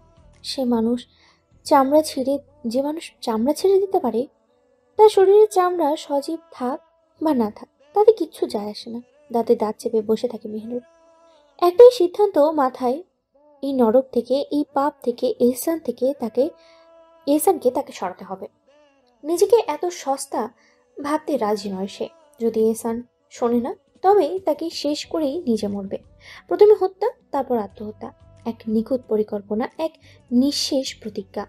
এদিকে এহসান মেহনুরের দিকে তাকিয়ে থাকে সেই চিরচেনা দুষ্ট দৃষ্টিতে। আজও এই নারী, এই মায়াবী মুখ তাকে পুড়িয়ে মারছে। কতটা ভালোবাসে, অথচ সে তা স্বীকার করে না। এহসান চোখ বন্ধ করে নিজের হৃদয়কে বোঝাতে চায়। না, কোনো প্রয়োজন নেই তার ভালোবাসার। আমি ভালোবাসলে তো হলো। কিন্তু মন যে শোনে না, বারবার কেঁদে উঠে সেই একই প্রশ্নে। সে কি একটু ভালোবাসে না আমাকে?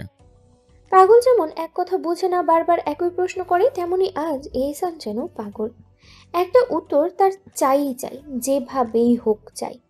তাই আবারও মেহনুরের দিকে তাকিয়ে প্রশ্ন ছুড়ে দেয়। ভালোবাসো আমায়? চারিদিকে যেন ঘন নীরবতার চাদর। হঠাৎই সেই প্রশ্নে মেহনুরের কানে এসে বাজে। বুকটা কেঁপে ওঠে। সে কি বলবে, কিভাবে বলবে? সেটা এখনো ভালোবাসে এহসানকে। প্রতিটা নিঃশ্বাসে, প্রতিটা ভাবনায়, তবু মুখে সে কথা আনতে পারে না। সেই অনুভবে স্বীকৃতি দিতে গিয়ে নিজের জবানে ঘৃণা ধরে যায়। ধীরে ধীরে ঘাড় ঘুরিয়ে একরাশ ঘৃণা নিয়ে তাকায় এহসানের চোখে। ঠান্ডা অথচ তীক্ষ্ণ কণ্ঠে বলে, আপনার মতো পাপীকে আমি ভালোবাসতে পারি না। এতে আমি পাপের অংশ হয়ে যাব। মেহনুরের কথা যেন বিষের মতো ছড়িয়ে পড়ে এহসানের হৃদয়, তবু সে ভাঙে না। এক দৃষ্টিতে তাকিয়ে থাকে, বলে, আমার পাপ দেখলে শুধু প্রিয়তমা, আর আমার ভালোবাসা সেটা বুঝলে না? মেহনুরের চোখের কোণে জমে ওঠে পানি। নিঃশব্দে হাত বাড়িয়ে মুছে ফেলে তা। তারপর সংবরণ করা কণ্ঠে বলে, বুঝেছি, তাই তো আপনাকে আপন করে নিয়েছি। কিন্তু আপনি প্রমাণ করে দিলেন আপনি ভালোবাসার যোগ্য নয়। এক দীর্ঘশ্বাস ফেলে এহসান, কথাটা ক্লান্ত আর বিষণ্ণ কণ্ঠ। হ্যাঁ, সেটাই তো। আমার মতো পাপী কেন তোমার ভালোবাসার যোগ্য হবে? প্রিয় নারী, আমি তো শুধু তোমার ঘৃণারই যোগ্য। এহসানের অভিমান ভরা কথায় মেহনুরের ভেতরটা ফেটে যায়, চোখে পানি আসে, গলায় ওঠে কান্নার রেশ। তবুও নিজেকে সামলে কঠিন গলায় বলে, তাহলে বারবার কেন জিজ্ঞেস করছেন আমি আপনাকে ভালোবাসি কিনা? চোখে এক নিরুত্তাপ দৃষ্টি নিয়ে এহসান বলে, আমার পাপটা মেনে আমি ভালোবাসা যায় না প্রিয়তমা? মেহনুর চোখে জল গোপন করে মুখ ফিরিয়ে নেয়, শান্ত অথচ তীব্র কণ্ঠে বলে, না, যায় না। কেন যায় না? নিকৃষ্টদের ভালোবাসতে নেই, তাদের ভালোবাসলে কলঙ্ক আর পাপের বোঝা বইতে হয় সারা জীবন। প্রতিটা শব্দ যেন এহসানের কলিজায় গিয়ে ঘুষি মারে। তার কণ্ঠে অনুরোধের সুর। আমায় ভালোবেসে না হয় কলঙ্কের বোঝা বইলে, তাতে কি এমন ক্ষতি হবে প্রিয়তমা? একটু থেমে ধীরে বলে, সমস্যা নেই, তুমি আমায় নাই ভালোবাসো, কিন্তু আমি তো ভালোবাসি তোমায়, আর এতে হবে আমাদের। মেহনুর মুখ ঘুরিয়ে চোখ সরিয়ে নেয়, গলা নিঃসঙ্গ। কিন্তু স্পষ্ট। নিকৃষ্টদের ভালোবাসা ভালোবাসা নয়, এক অভিশাপ, ভয়ঙ্কর অভিশাপ। এহসান তখন ধীরে ধীরে মেহনুরের দিকে এগিয়ে আসে, চোখে সেই চিরচেনা তীব্রতা। হ্যাঁ, আর এই অভিশাপে অভিশপ্ত হতে হবে তোমায় চিরকাল। এই বলে হঠাৎ মেহনুরের বাহু টেনে ওকে নিজের বুকের মাঝে জড়িয়ে ধরে, ধপাস করে বিছানায় মাথা এলিয়ে দেয়। মেহনুর চুপচাপ পড়ে থাকে, জানে এহসান এখন ঘুমিয়ে পড়বে। আর এহসান যখন ঘুমায় তখন যে কোনো পরিস্থিতিতেই মেহনুরকে তার বুক থেকে সরায় না, যেন সেখানেই তার আশ্রয়। মেহনুর কাঠের পুতুলের মতো পড়ে থাকে। এই বুক, এই পাপিষ্ঠ বুকই এখনো তার শ্রেষ্ঠ আশ্রয়। চোখ বুঝে গেলে আবারও ভেসে ওঠে সেই স্তূপ, সেই ভয়ঙ্কর চামড়ার স্তূপ। বমি আসে। কিভাবে পারলো এহসান? এতটা নিকৃষ্ট কিভাবে হতে পারে একজন মানুষ? এহসান তখন মেহনুরের মাথায় বিলি কেটে দিতে দিতে বলে, ঘুমিয়ে যাও আমার পাপিষ্ঠ বুকে। এই পাপিষ্ঠ বুকই তোমার শ্রেষ্ঠ আশ্রয়। মেহনুর হালকা নড়াচড়া করে, শূন্য চোখ তাকিয়ে মলিন কণ্ঠে বলে, এহসান, যদি নিজের পাপ ছাড়তে না পারেন তো দয়া করে আমায় ছেড়ে দিন। এহসান সেই একই কোমল ভঙ্গিতে বলে। আমি কাউকে ছাড়তে পারবো না। মেহনুর দাঁত চিল্লে ভরা হাসি দিয়ে বলে, তাহলে এই বুকে আমায় আর বেশি সময় পাবেন না। হারিয়ে যাব আমি, তলিয়ে যাব, আর তার একমাত্র কারণ হবে আপনার পাপ। এহসান দীর্ঘশ্বাস ফেলে। আমার থেকে হারানো তো সহজ নয় প্রিয়তমা। তুমি আমি আঁকড়ে ধরে বাঁচব, যতদিন বাঁচব ইনশাআল্লাহ। মেহনুর চুপ করে থাকে। কানে আবারও ভেসে আসে সেই আত্মার চিৎকার, সেই ভয়ঙ্কর দৃশ্য। সে হঠাৎ কেঁদে ওঠে। এহসানের পাঞ্জাবি আঁকড়ে ধরে ফুপিয়ে ফুপিয়ে বলে, আমি পাপিষ্ঠদের জন্য কাঁদছি না, আমি নিজের অস্তিত্বকে পাপের ডুবে যেতে দেখে কাঁদছি। আমার কি হবে? আমি কি নিয়ে বাঁচব? আবারও কেঁদে ওঠে সে। সে চায় সে মরিয়া কোনোভাবেই যেন এহসান এই ভয়ঙ্করতা থেকে সরে আসে। কিন্তু এহসান তো বদলায় না। সে একই অভিজাত, ভয়ঙ্কর, অথচ ভালোবাসায় অটল। সেই পুরুষ যার পাপ আছে কিন্তু ভালোবাসাও অকৃত্রিম। এহসান এখন একটি জনসভায় বসে আছে। শহরের মানুষ তার দিকে তাকিয়ে অপেক্ষা করছে তার বক্তব্যের জন্য, কিন্তু তার মন অন্য কোথাও ডুবে। সকালে চোখ খুলতেই পার্টি অফিস থেকে ফোন এসেছিল। একে তো মেয়রের দায়িত্ব, তার উপরে বাজেট নিয়ে কাজ করতে গিয়ে তার শরীরও ভেঙে পড়েছে। কিন্তু এহসান তো জানতো এই বাজেট যদি ঠিকঠাকভাবে প্রণয়ন করতে পারে তাহলে পুরো শহরের ভবিষ্যৎ বদলে যেতে পারে। তাই অসুস্থ অবস্থাতেও সে স্থির ছিল। গত কয়েকদিন ধরেই সে বাজেট কমিটির সদস্যদের নিয়ে দীর্ঘ আলোচনা করেছে, পরিকল্পনার প্রতিটি দিক দিয়ে গভীর বিশ্লেষণ করেছে। আজ সেই পরিকল্পনা বাস্তবায়নে প্রথম ধাপ সবার দিন। সবার উপস্থিতি একে অপরকে দেখলে মনে হতো যেন এক বিশাল যাত্রার প্রস্তুতি চলছে। বাজেট কমিটির সদস্যদের মধ্যে ছিল অর্থনীতিবিদ, যে সবসময় সংখ্যার মধ্যে লুকিয়ে থাকা সত্য খুঁজে পায়। নগর পরিকল্পনাবিদ, যার চোখে থাকে ভবিষ্যতের শহর। শিক্ষাবিদ, যাদের কাছে শহরের শিক্ষার অবস্থা নিয়ে সব ধরনের সুপারিশ ছিল। এছাড়া ছিল নগর সচিব মুর্শিদ আলী, যিনি প্রশাসনিক তৎপরতা চালিয়ে চলেছেন। কাউন্সিলর সেলিম আহমেদ, তাসলিমা বেগম এবং রফিকুল ইসলাম, যাদের সঙ্গে কথা না বললে কোনো সিদ্ধান্ত পূর্ণতা পায় না। প্রশাসনিক কর্মীদের মধ্যে শফিকুর রহমান এবং রিয়া সুলতানা, তারা প্রতিটি কাগজপত্র সঠিকভাবে সম্পাদন করছিলেন। পুলিশ প্রধান আহমদ শফিক ছিলেন নিরাপত্তা ব্যবস্থা নিশ্চিত করতে। সামাজিক সেবা বিভাগের কর্মকর্তারা জাহিদ হাসান এবং তানিয়া রহমান ছিলেন শহরের মানুষের জন্য নানান ধরনের পরিষেবা নিয়ে। নাগরিক প্রতিনিধি মোহাম্মদ আলী এবং সুমাইয়া ইসলাম তাদের প্রতিনিধিত্বের দায়িত্ব পালন করছিলেন, যা একান্তভাবে শহরের নাগরিকদের সমস্যা তুলে ধরতে সহায়ক ছিল। এহসান জানত তাদের প্রত্যেকের কাছে আলাদা আলাদা দায়িত্ব ছিল, কিন্তু একত্রিত হয়ে তারা শহরের জন্য একটি সুনির্দিষ্ট এবং কার্যকর বাজেট তৈরি করতে পারে। তার লক্ষ্য ছিল একটি বাজেট তৈরি করা যা শুধু শহরের অবকাঠামো উন্নয়ন নয়, বরং মানুষের দৈনন্দিন জীবনযাত্রার মান উন্নত করবে। সবাই প্রস্তুত তো? এহসান নিজে চোখে বন্ধ করে ধীরে ধীরে বলল, কণ্ঠে এক ধরনের দৃঢ়তা যা প্রতিটি সদস্যের মনে আশার সঞ্চার করছিল। হ্যাঁ মেয়র সাহেব, আমরা প্রস্তুত, সমবেত কণ্ঠে উত্তর এলো।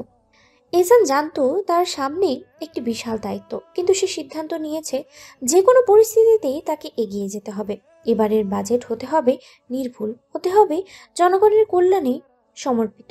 এহসান গম্ভীর চোখে সবাইকে দেখে বলল, এটা আমাদের শহরের জন্য নতুন সূচনা, আর এই সূচনা সফল করতে হলে আমাদের একসাথে কাজ করতে হবে। এহসানকে ডাকা হলো বক্তব্যের জন্য। এহসান তালুকদার ধীরে ধীরে মাইক্রোফোনের দিকে এগিয়ে গেল। সবার কক্ষে এক অদ্ভুত নিস্তব্ধতা, সব চোখ তাকিয়ে শোনার অপেক্ষায়। সে জানতো আজকের দিনটা শুধু তার জন্য নয়, পুরো শহরের জন্য একটা মাইল ফলক হয়ে থাকবে।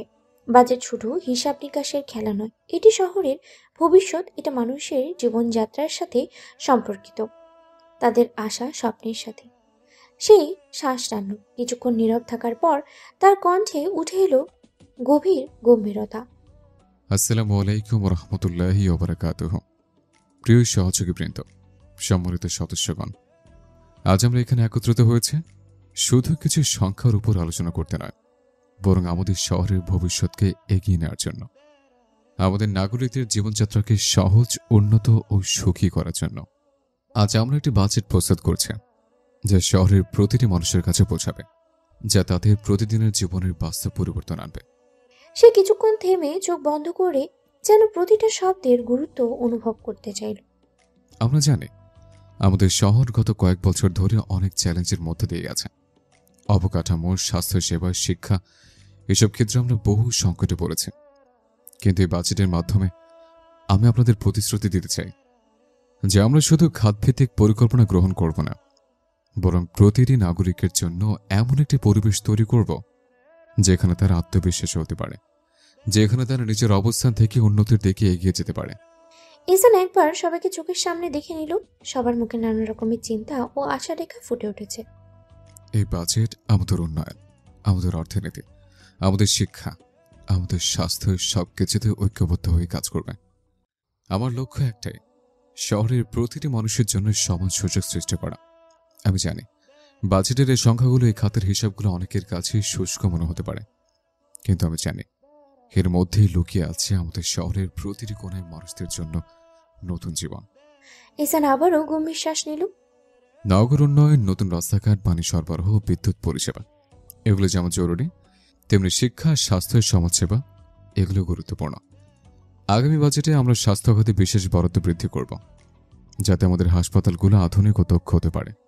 আমরা শহরের বিভিন্ন স্কুল ও কলেজের উন্নয়ন করব, যাতে নতুন প্রজন্ম এগিয়ে যেতে পারে। আর সমাজসেবা খাতে আমরা এমন একটি ব্যবস্থা চালু করব যেখানে শহরের প্রতিটি নাগরিক, বিশেষত সাধারণ মানুষ, কোনো ধরনের সংকট বা দুর্দশার শিকার হলে দ্রুত সহায়তা পাবে।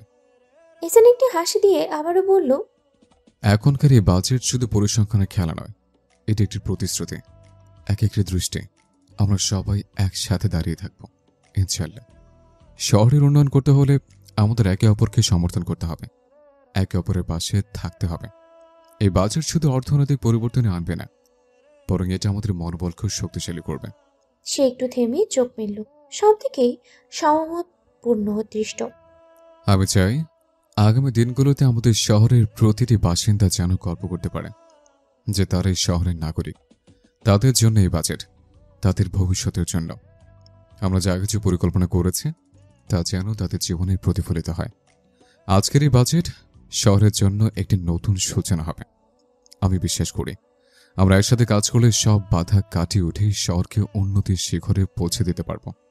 এহসান শেষ কথা বলার পর একটি দীর্ঘ নীরবতা, তারপর সবাই একযোগে সম্মতি জানালো, যেন একে অপরের সাথে অঙ্গীকার করেছিল এই বাজেট শহরের জন্য হবে এক নতুন যাত্রা, এক নতুন প্রভাত। হারামের বাচ্চা, তোর এত বড় সাহস হয় কি করে আমার বউর কথা জিজ্ঞেস করিস? চোখে রক্তিম আগুন, মুখের প্রতিটি শব্দ যেন গরম ছুরির মতো। এহসানের হাত তখন এক লোকের শার্টের কলারে, আঙ্গুলের চাপ এতটাই দৃঢ় যে লোকটার মুখ ফ্যাকাশে হয়ে গেছে। তোকে একবার না বলেছিলাম আমার বইয়ের নাম মুখে আনবি না, শোরের বাচ্চা? চারপাশেই থমথমে নীরবতা, কেউ নড়াচড়াও করছে না। হাসিব অবাক হয়, সে জানে এহসানের রাগ আগুন ছোঁয়ালে ছুঁই হয়ে যায়। আজকের ঘটনাটা শুরু হয়েছিল শুধু সাধারণভাবেই। সভা শেষ করে এহসান অফিসে ফেরে, বোর্ড মিটিং শেষ করে সে লিফটে ওঠে। সঙ্গে ছিল হাসিব আর শেয়ার মার্কেটের একজন পার্টনার। হালকা গল্প হচ্ছিল, কেউ কিছু ভেবেও দেখেনি লোকটা নিছক হেসে হেসেই বলে ফেলেছিল। তা স্যার, আপনার ওয়াইফ কেমন আছেন? সেই কথাটাই যেন স্নায়ুর ভেতরে বিস্ফোরণ ঘটায়। বাইরের দুনিয়ার কাছে কথা ছোট্ট, ভদ্রতা, সৌজন্য, কিন্তু এহসান তার কাছে এ কথা বিষের মতো। কেন একজন পুরুষ তার স্ত্রীর সম্পর্কে জানতে চাইবে? কেন? কে দিয়েছে তাকে এই অধিকার? সেই মুহূর্তে লোক মানুষটা বাঘ হয়ে ওঠে। দম বন্ধ করার আগে তার দেহ কাঁপে। এক টানে লোকটার কলার চেপে ধরে সে। লোকটা আতঙ্কে ঢোক গিলে, চোখে বিস্ফোরণ, গালটাও যেন শুকিয়ে গেছে, গলাটাও শুকিয়ে গেছে। মনের ভেতরে সে নিজেকেই গাল দেয়। এই নাটক করতে গিয়েই তো বাঘকে জাগিয়ে তুললাম। সে হাত জোড় করে ভাঙা কণ্ঠে ফিসফিসিয়ে বলে। স্যার সরি, আমি বুঝতে পারিনি। ঠিক তখনই টিং করে লিফটের দরজা খুলে যায়। বাইরে আলো এসে পড়ে। এহসান এক মুহূর্ত তাকিয়ে থাকে, তারপর ধীরে ধীরে তার কলার ছেড়ে দেয়। নিজের কোট ঠিক করতে করতে ঠোঁটের একরকম হাসি, কিন্তু চোখের হিমশীতলতা বার্তা রেখেই বলে, আর যদি তোর মুখে আমার স্ত্রীর নামও শুনি, তোর কর্তন থাকবে আমার হাতে, বুঝলি? তার গলায় কোনো চিৎকার নেই, কিন্তু ভয় ঠিকই জমে আছে বাতাসে। হাসিব একটা দীর্ঘশ্বাস ফেলে। সে জানতো এই মুহূর্তটা ভয়ানক হতে পারত। ভেবেছিল এবার বুঝি রক্ত মুছতে হবে, কিন্তু আল্লাহর রহমতে তা হয়নি। সে নিচু কণ্ঠে ঈশ্বরে বললে, এসব লোকটাকে এক ঠেলা দিয়ে সোজা দাঁড়িয়ে যায়। বুক ভরা বাতাস টেনে নিয়ে হালকা দীর্ঘশ্বাস ছাড়ে। চল। পিছনে দাঁড়িয়ে থাকা লোকটা তখনও কাঁপছে, আর লিফটের দরজা ধীরে ধীরে বন্ধ হয়ে যায়।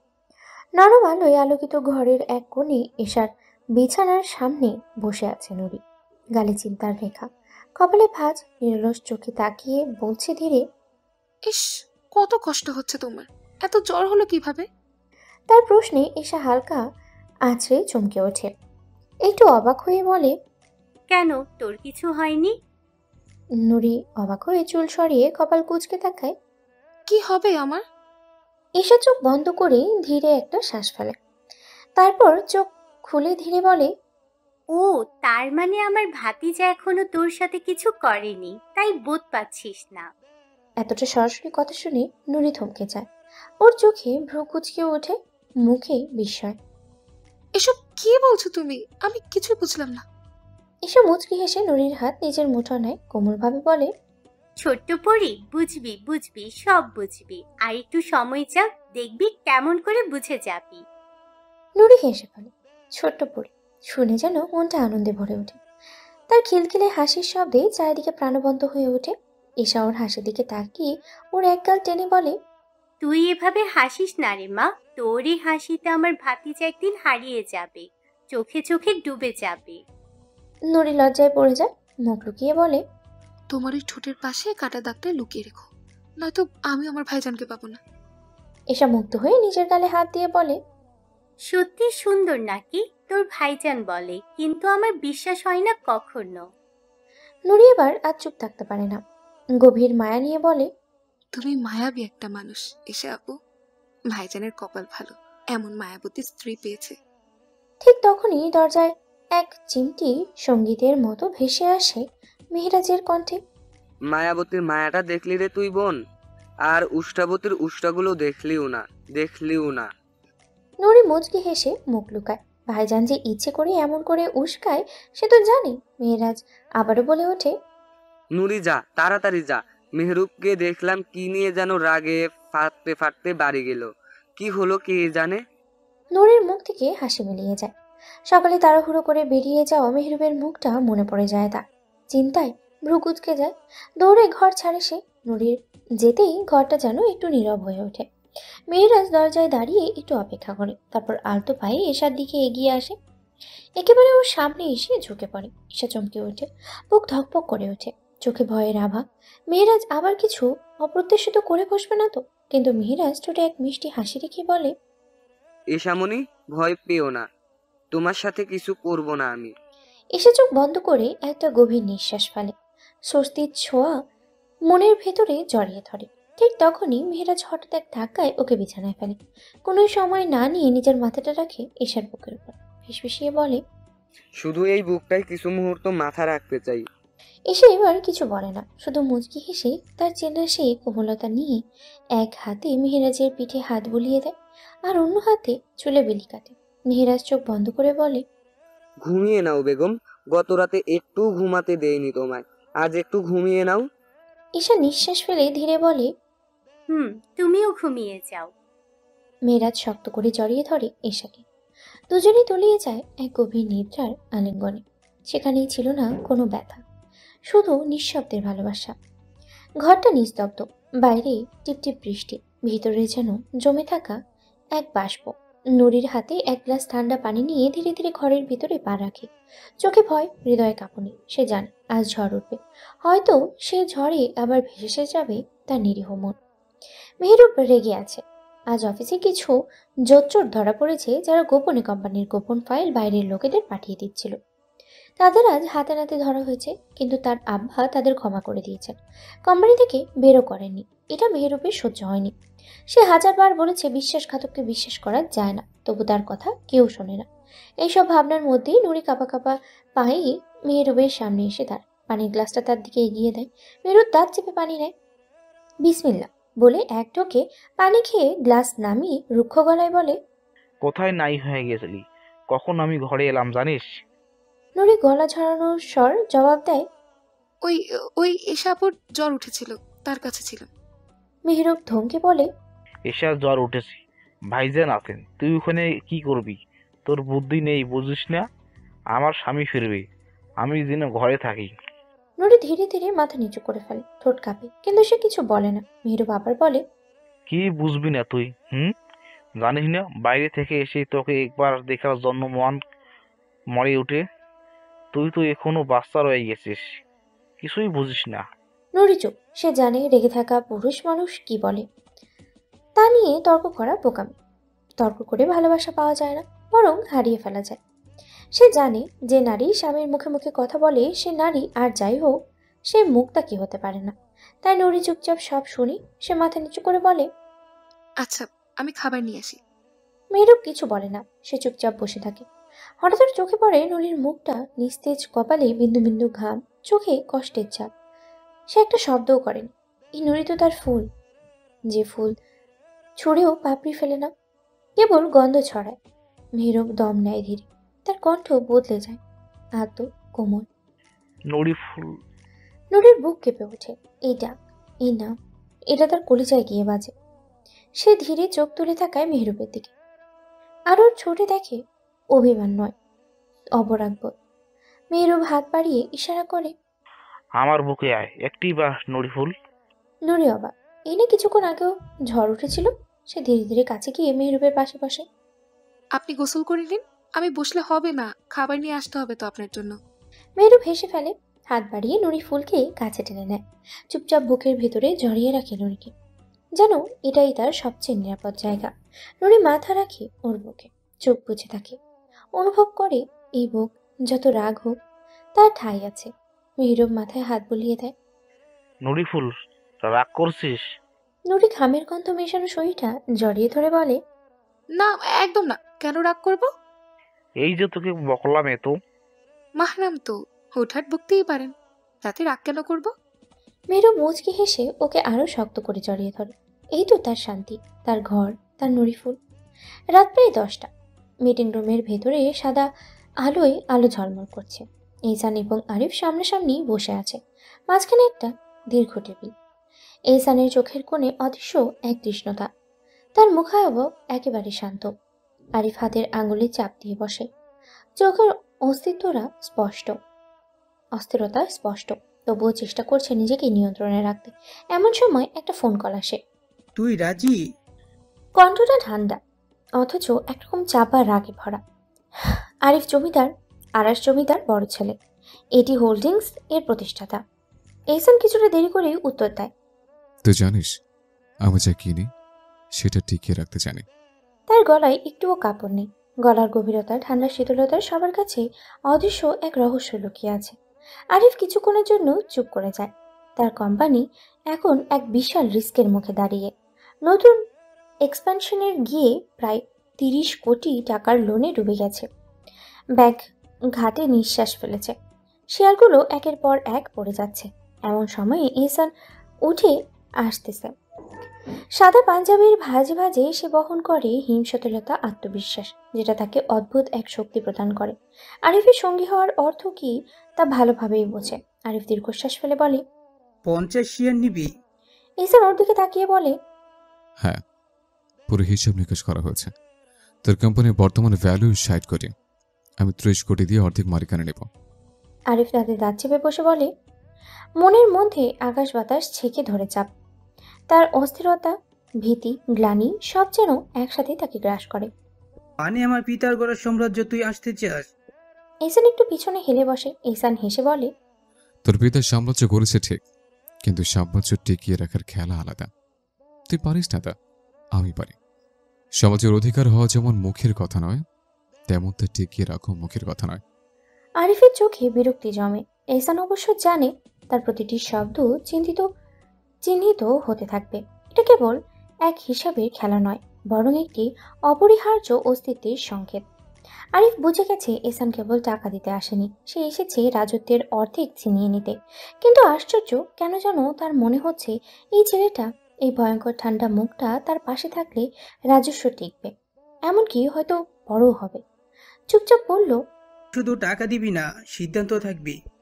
এহসান হেসে উঠল একবার। ঠান্ডা একটা হাসির মধ্যে এক ধরনের নির্লিপ্ততা, যেন তার মনুষ্যত্বটাই যেন এক ধরনের রহস্য হয়ে উঠেছে। যেখানে আমার টাকা, সেখানে আমার চোখও থাকবে। আর রাজত্ব ভাগ হলে সিংহাসনে বসে থাকাটাও ভাগ হয়, তাই না?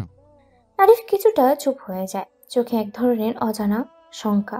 এহসান তার দিকে তাকায়, যেন সে জানে আরিফের কাছে কোনো উত্তর নেই।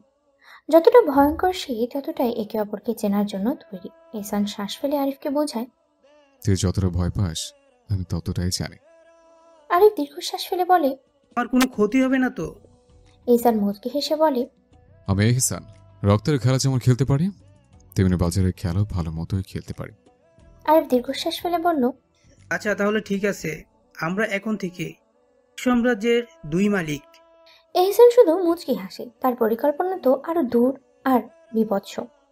এহসান জানে এটা কেবল শুরু। যতটুকু গুণগ্রাহী হয়ে উঠবে, ততটুকুই এশিয়ার ব্যবসার ইতিহাস বদলে যাবে।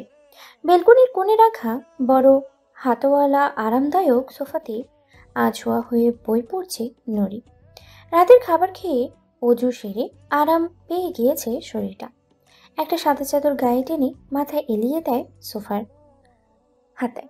বাতাসে চুলগুলো একটু এলোমেলো হয়ে উঠছিল। চোখে মুখে প্রশান্তি আর বইয়ের পাতায় ডুবে থাকা এক নীরব ভালো লাগা। ঠিক তখনই বেলকনির ভিতরে পা রাখি মেহরুব। চোখে পড়ে নুরির শান্ত অবয়ব, এমনভাবে আজ শোয়া যেন বাইরের বইয়ের পাতার ভিতরে হারিয়ে গেছে। মেহরুব ধীরে ধীরে এগিয়ে এসে নুরির সামনে দাঁড়ায়। নুরি প্রথমেই খেয়াল করেনি, তারপর মুখ তুলে তাকাতেই চোখে চোখ পড়ে। মেহরুব মুচকি হেসে বলে ওঠে, নড়িফুল, তোর বুকে একটু মাথা রাখি। প্রশ্নটা এমন, হঠাৎ এত গভীর আদরে মোড়া যে লাজে পড়ে যায় নুরি। কিছু না বলে মাথা নিচু করে ফিসফিসিয়ে বলে, আচ্ছা। মেহরুব ধীরে ধীরে উঠে আসে সোফায়, আলতো করে মাথা রাখে নুরির বুকের ওপরে। 2 হাত দিয়ে শক্ত করে জড়িয়ে ধরে ওকে। নুরি চোখ বুজে ফেলে, বুক ধকপক করে ওঠে, যেন শ্বাসটাও আটকে আসছে। এক হাতে বইটা টেবিলের উপরে রেখে দেয় সে, তারপর ধীরে ধীরে হাত বুলিয়ে দেয় মেহরুবের চুলে বিলি দিতে থাকে। মেহরুব নিচু গলায় প্রশ্ন করে, নড়িফুল, দেবী আমার স্বামীর অধিকার? প্রশ্ন শুনে বুক ধড়াস করে ওঠে নুরির। ভ্রু কুঁচকে তাকায় না, বরং চোখ বুঝে ফিসফিসিয়ে বলে, সে তো পেয়েছিনি, আর কি দেব, দিলামই তো। মেহরুব মুখ তুলে ওর থুতনিতে আলতো একটা চুমু দিয়ে বলে, আমি আরো চাই। নুরি বুঝে ফেলে ও কি চাইছে, কিছু বলার ভাষা খুঁজে পায় না। লজ্জায় চোখ বন্ধ করে রাখে, বুকের ভেতরটা কেমন কেঁপে ওঠে তার। মেহরুব নুরির লজ্জায় হাসি দেখে খিলখিলিয়ে হেসে বলে, মিসওয়াক দিয়ে উজু করছিস? নুরি চোখ না খুলেই বলে, হুম। মেহরুব ধীরে ধীরে নুরির গলায় মুখ রেখে দেয়। স্পর্শে কেঁপে ওঠে নুরি, ছটপট করে উঠে বলে, এগুলো এখানে না, ঘরে চলুন, এটা ব্যালকনি। মেহরুব এক চোখে তাকিয়ে বলে, তো চারিদিক পর্দায় ঘেরা, মাঝখানে আমি আর তুই, মাথার উপর শুধু আকাশ, এতে সমস্যা কোথায়? নুরি মুখ লুকিয়ে বলে, আপনার লজ্জা করে না এসব বলতে? মেহরুব হেসে ফেলে, বউ হস তুই আমার, তোর সামনে লজ্জা পাওয়া আর পুকুরে ডুবে মরা একই জিনিস রে। নুরি চোখ বুঝে মাথা ঝাঁকায়। নুরি তাও নড়াচড়া করতে শুরু করে। মেয়ের উপর কপালে পড়ে থাকা চুল সরিয়ে দিতে দিতে বলে, এ তো নড়িস না নুরি ফুল। নুরি একটু থেমে শান্ত হয়। হৃদয়ের গভীরে অনুভব করে মেহেরুপের ভালোবাসার স্পর্শ। সেই স্পর্শ ধীরে ধীরে ছুঁয়ে যায় ওর সমস্ত মুখশ্রী। সময় থেমে থাকে যেন। মেহেরুপ নুরির কাঁধ থেকে ওড়নাটা সরিয়ে নিয়ে নিচু গলায় বলে, পর